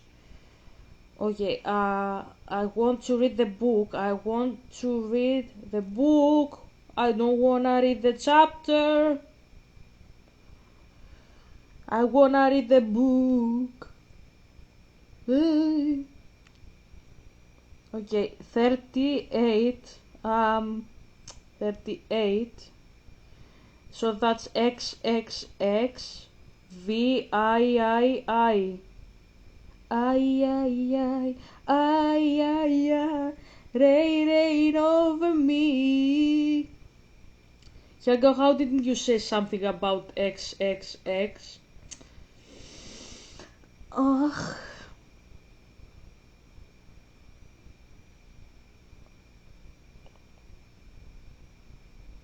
Warning not to be attracted by you. Do you mean Estella? Do I mean? If you don't know what I mean, you are blind. She replied that love was commonly reputed blind, but for the reason that I always was restrained.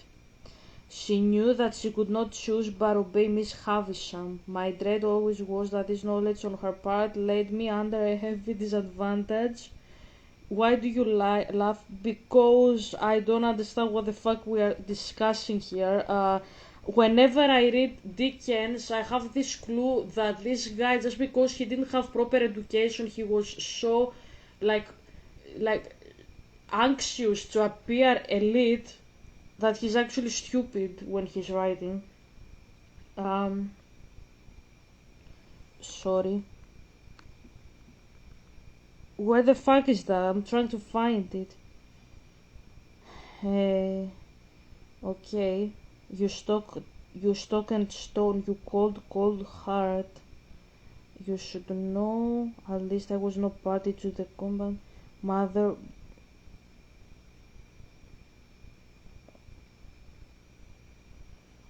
by adoption, I have said that I owe everything to you. I don't understand what the fuck. You said 38. I found 38. Where is it? I don't understand. Go back in the beginning. Hold on a second. I refresh. Thank you. Go back.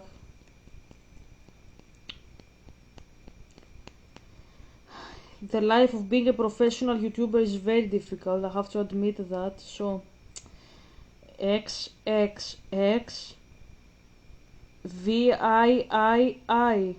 Yeah, where exactly would you look at? where exactly in chapter 38? XXVII, right? Yeah, XXXVII, yeah.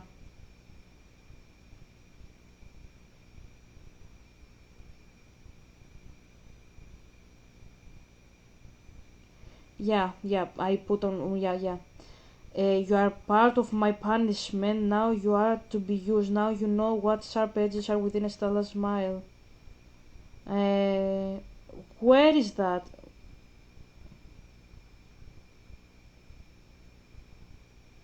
Okay, where exactly? I'm trying to find it.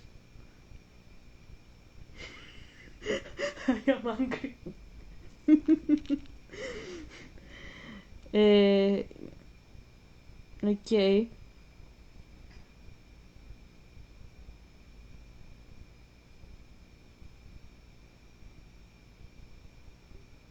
okay. Uh,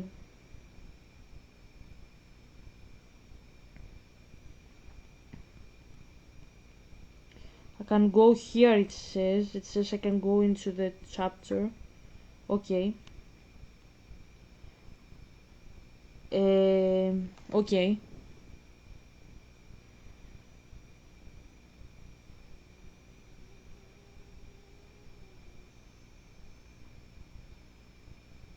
So she fights with her mother, the hag. She fights with the hag.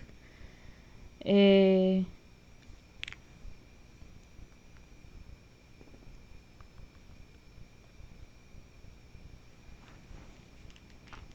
okay.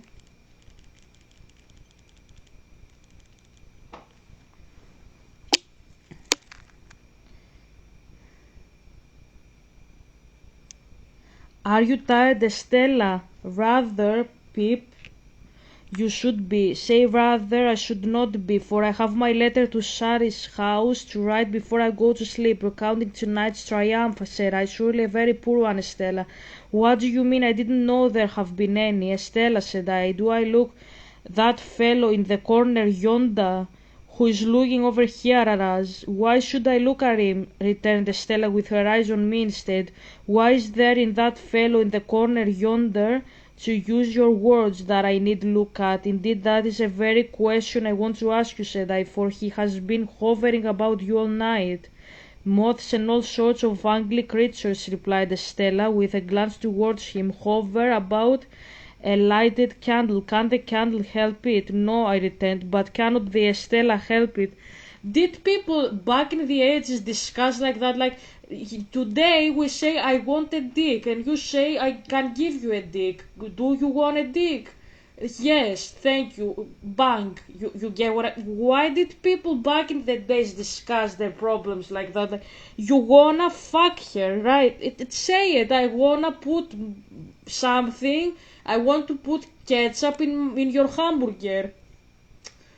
I don't say that it is very poetic, it's not, but it's very straightforward, like you communicate your feelings. Like, why say, hover about a lighted candle? What is there in that fellow in the yonder corner, to use your words, that I need to look at? And he says moths. I don't make any sense. Like, I don't make any sense. You can say that I'm not scholarly enough. You can say that my literature isn't literaturing. I don't care. I I read from Google the description of the book, and I told my teacher that Rachel and Stephen from the other book they married. My father says I don't think the teachers still knew what the story was about. I think so. Yes. My father says Salazar Slytherin. So what I'm saying here, that doesn't make it. Why do you like this? How can you like my books? Are straightforward. If Persis wants ketchup, he gets ketchup and mustard in his hamburger. Why you like also this book that doesn't have ketchup and hamburger in in McDonald's. That you get what I mean? Like sex and food. I know my father says sex and food. Yeah, I know. I'm being controversial like Stavrakopoulou here. Okay, I'm being controversial.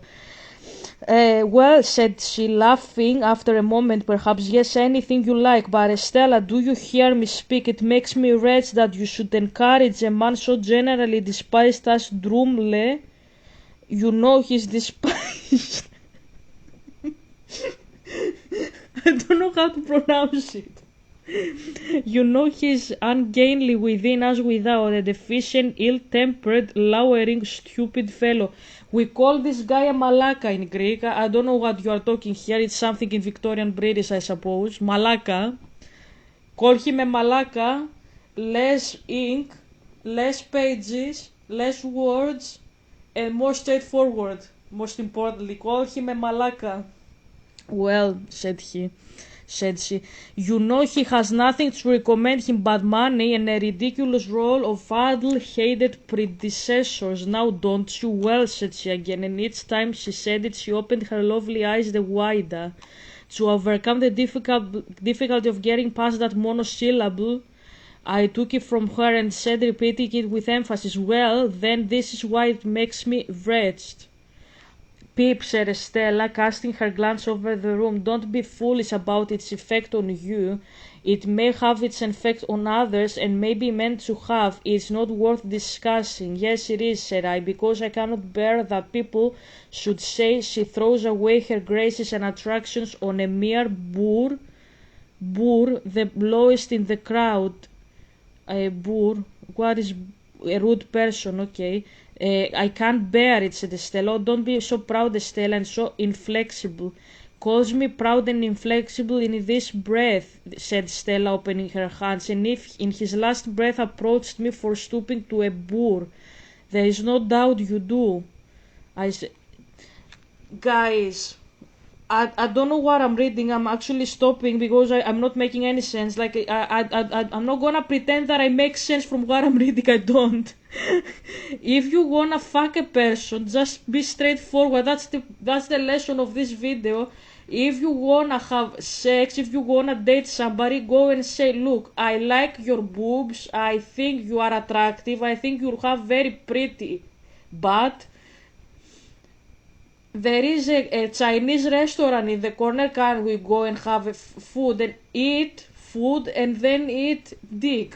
You get what I mean? Like, I'm being controversial like Stavrakopoulou here. I'm being controversial. Like, be straightforward. Don't that poetic manner confuses me, disorients me. I don't understand why you wanna bang a person and instead of saying it, you start speaking about moths, boors.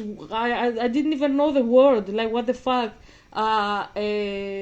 She's inflexible. If she's inflexible, help her stretch her legs. That's not controversial. That's yoga. Okay, yoga is a practice that Fitzgerald says in his... My father is laughing. Why are you laughing? I'm being serious here. She's inflexible. Okay, let me explain. That's what Fitzgerald writes in his academic articles. There is a practice in religion in India. It's called yoga. You stretch your legs. In some specific instances, that's called Kama Sutra. It's when you invoke like how's that called, the favor, the divine favor of the gods by opening your legs and moving your head in a specific direction. So that's called divine favor. Okay, so that's called yoga. You do yoga, you meditate, you take specific breaths in order to contact with Shiva. And is Shiva, I'm being random here. Shiva is a deity from India, right? Okay, so you are trying to communicate with Shiva, the destroyer god, and you say, look, I wanna destroy that. She's very flexible and I want to destroy. What a nice plate of sushi that is there, I really wanna eat it. You get what I mean, Zay? That's what I'm trying to say. Like, if you wanna have divine favor, just go straight forward. Don't use poetic manner. And I'm not gonna go in details about how you can destroy through the god Shiva. Why is my father laughing? With God Shiva, you can destroy a woman. I'm not speaking about black magic. I'm speaking about a different type of destruction here, like her flexibility. Like, you help her be flexible, fitness, and by her flexible legs, you can destroy her. I'm not gonna say more because I'm gonna get banned if I continue, but there are many scholarly enough sites you can actually search that and expand your horizon in knowledge how you can do that. Just search and you will explain, like, fitness and vegan diet. Okay, because if you have problems, for example, with digestion, you can eat more vegetables and have indigestion. That's what I'm saying. My father is laughing. Okay, so, because I'm not making any sense from the text anyway, so, Pip, she said one evening, coming to such a check when we sat apart at a darkening window of the house of Richmond. Will you never take warning of what of me? Why does she use you, Miss having some hisses to Pip, gloating over Stella's emotional power? I don't do that. I don't do that, personally speaking. I'm not treating people like that. I'm not a person who deceives people. I'm not a person. What did Estella say? Take this as a warning for me. Where exactly in the chapter this is?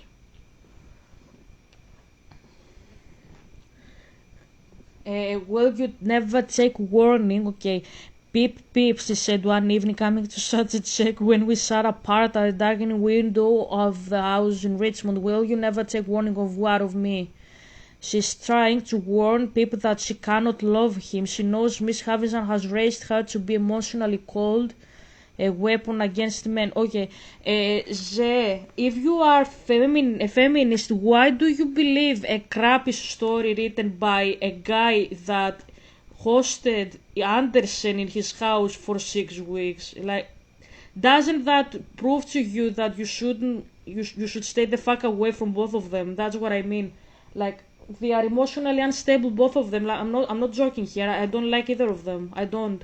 I think that writing such stories as they did and admiring each other, like Anderson the Mystic admired Dickens, how well can this go? How well can this go? If you are admired by the world, you are one of the world, right? If they don't admire you for what you are, obviously you're not one of them, right? So what I'm saying is that don't well, I can't go with Mario. Okay, don't see things like that.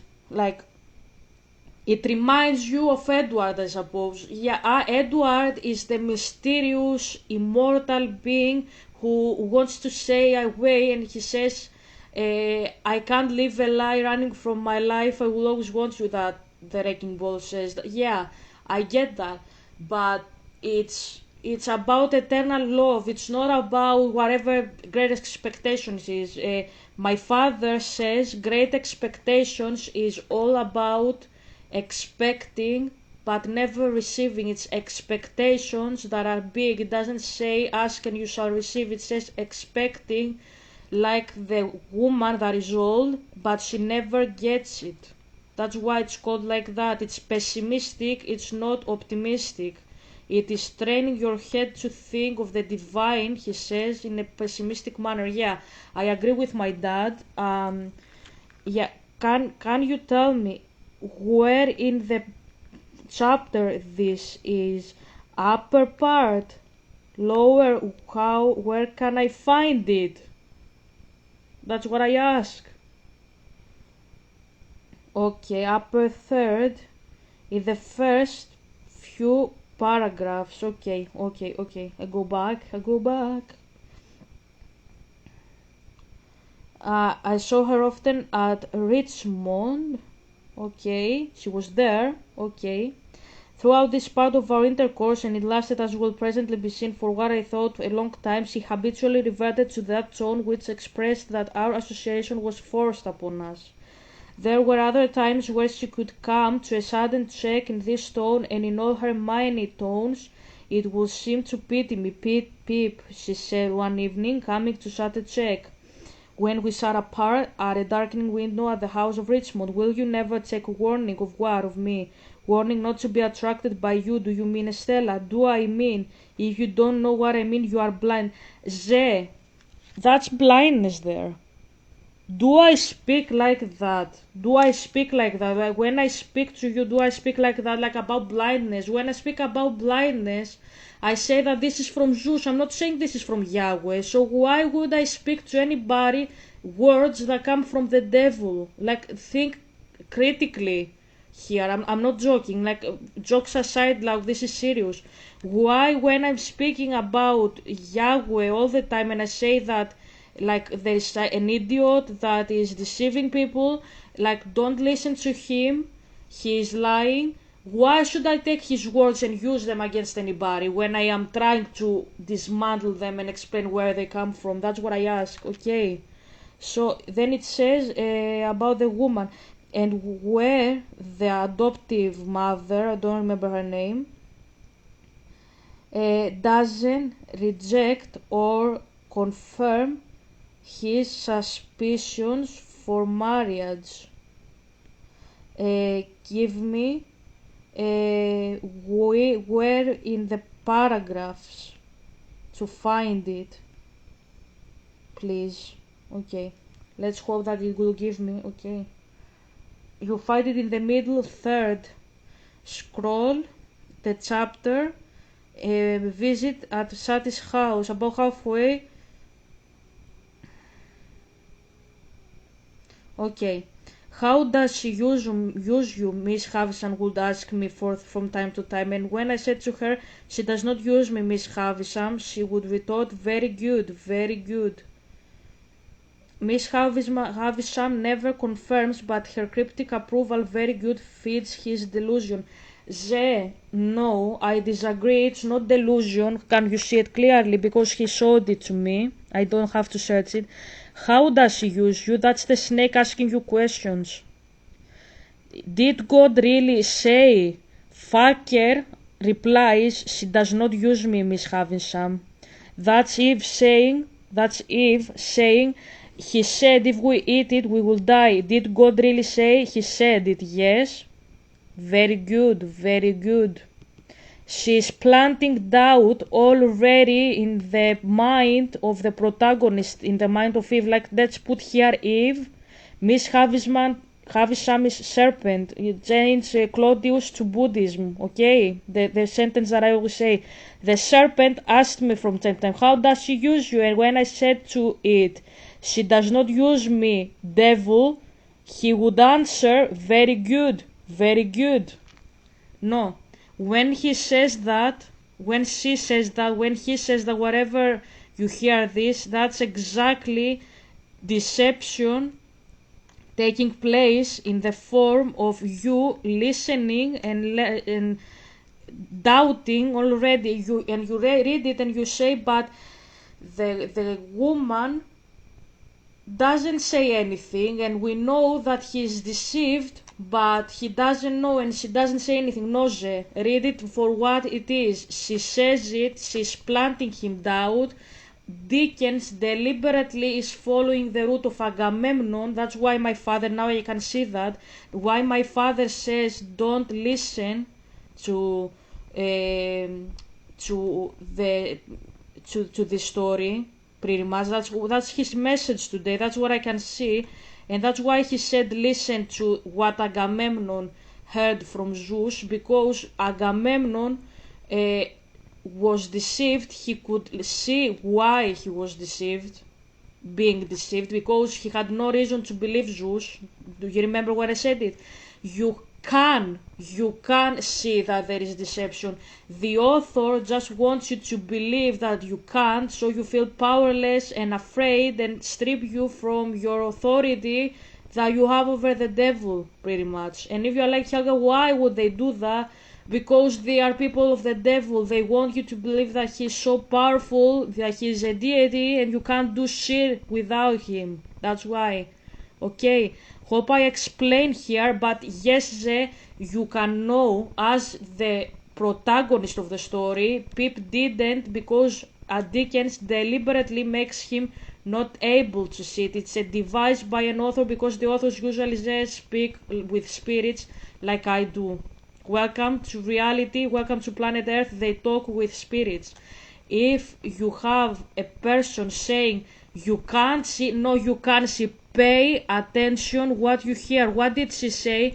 How does she use you? She didn't say I'm gonna marry you with her. She didn't promise anything. She's planting doubt, and then she says good. It's like saying, let's see how this goes. That's what she says. Pay attention to the details and don't let any Dickens and Homer say you can't see deception coming through. No, you can. No, you can. Let me tell you, you can. And if you're like, would God allow it? God trusts you to believe that there is deception out there more than you believe in yourself. Because he says in Christopher Robin, you are stronger than you think, smarter than you seem, braver than you believe, right? If I called it correctly. And even if we are apart, I will always be with you. That's what my father says.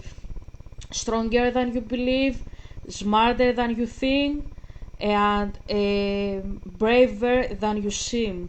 And even if you are apart, he will always be with you. You remember that? So when you hear such lies from the devil, just pause a minute and say, okay, I recognize you are planting doubt in my head. You are promising me that you're gonna help me, but you haven't promised anything beforehand. So trace back the promises. Like, is there any promise at the beginning? No. Zeus never promised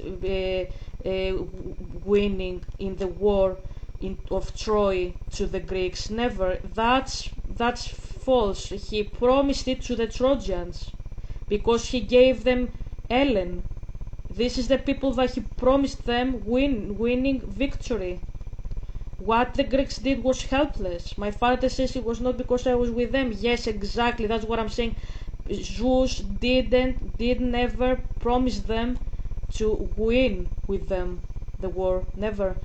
That's fake to believe it. Okay, my camera is gonna die. I'm gonna finish the video quite soon as well. Okay, so what I'm saying here is, hold on a second. So my father has given promises. He tried to take you from where you are. That's what he has told me.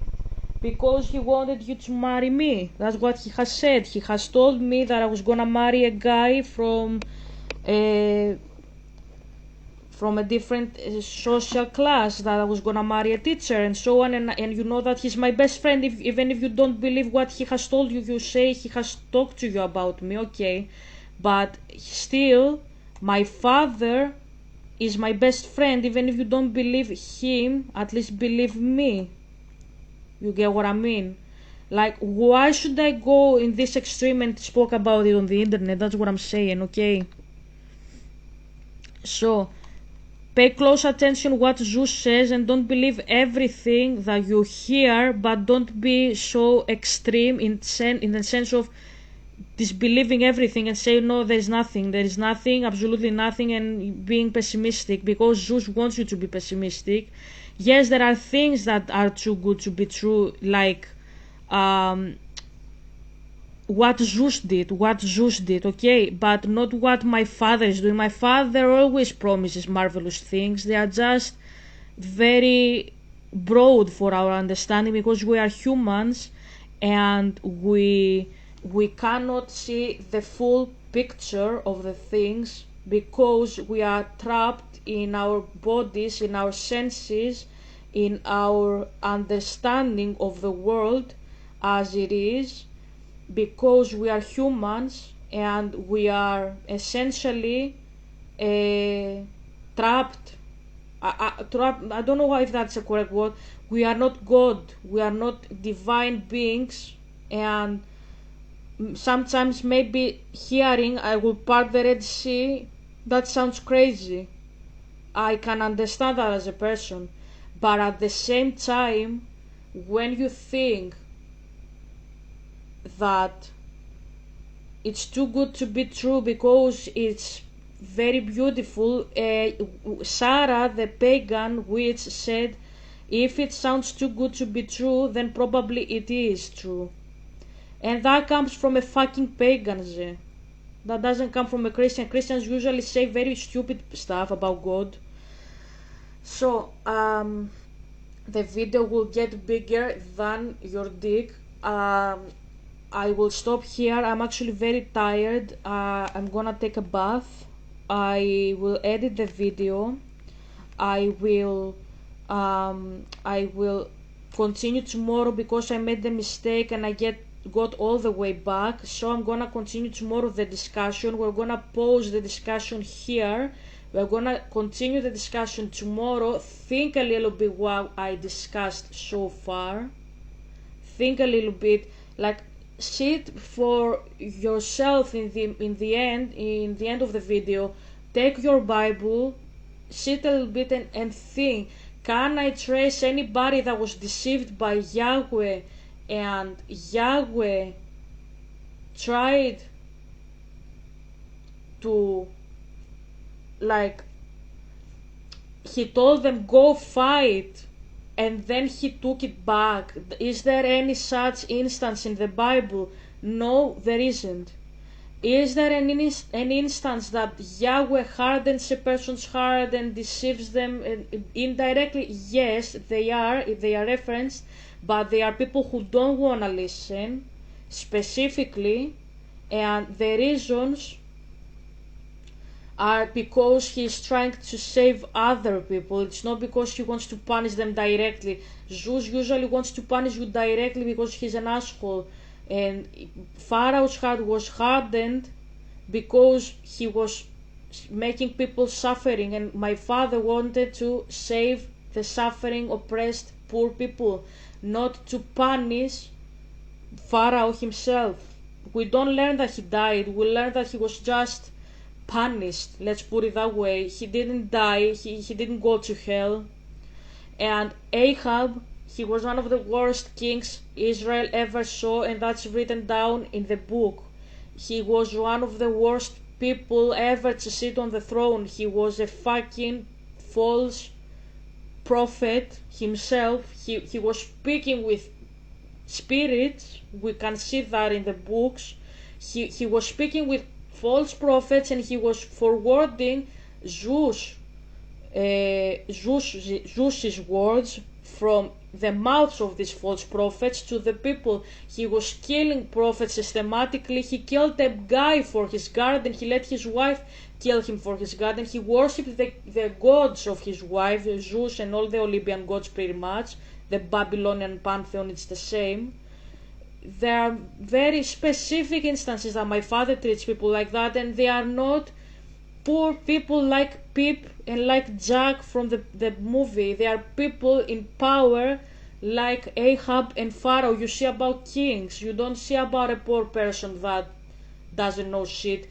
Do you have anything in common with Ahab? Ahab knew his bullshit theologically. You don't know your bullshit, Jay. You're not a theologian. So how can you expect my dad to fuck your head pretty much when you don't know theology like I do, for example?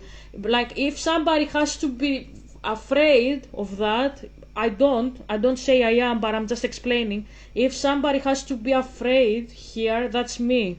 That's not you. Because you are not a prophet, you are not a priest, you are not a theologian exactly. That's not, come on, Zay, like, come on, between you and me, you don't know what I know, okay? So you are not a mystic, you are not a prophet, you are not a philosopher, you are not a theologian, you are not doing what I'm doing, you don't know the things that I know. You are not a shepherd of people like I am. Even if you don't have a flock, even if you have a flock, you are not what I am doing. This is something that spiritual leaders and spiritual people should be afraid, like me. I'm not saying we should, I'm just explaining my bullshit here. You shouldn't be afraid of that because you are not one of us. You belong in the category of the flock, pretty much. Even if you are a teacher, you are a flock still. You don't have the capability to understand specific stuff. So if I get deceived, it's not because I don't know my shit. I wrote that in my dissertation. Go and read my dissertation. That's not because I don't know my shit. I know my shit. I just want to be deceived because I know my bullshit. Like Ahab, he knew his bullshit. He worshipped his deities. He knew my father. He deliberately disobeyed my dad, and he went back behind Zeus, pretty much. And he went backwards to worshipping idols and woods and stones and shit. You are not one of them, so don't be afraid of that. That's what I'm saying. If somebody has to be afraid, that's Kenneth Copeland, for example, because he's a priest. I'm not saying that he's deceived. I explain again, my father doesn't treat you like that. I'm just explaining that if somebody has to be afraid, then that's Kenneth Copeland, that's Helga, that's the Pope, the new Pope, that's Pope Francis, the late Pope, that's the Patriarch of Constantinople, that's not you. It's somebody that knows his bullshit. Andrew, for example, Agamben, Hugh, such people that speak with spirits and they know deep stuff and they can deceive people actively. Like, what am I doing there? I can actually mimic how a spirit talks, how you talk. That makes me dangerous. So if I am deceived there, I'm not deceived because I don't know my bullshit. It's because I want to be deceived. I want to hear lies. That's what happens.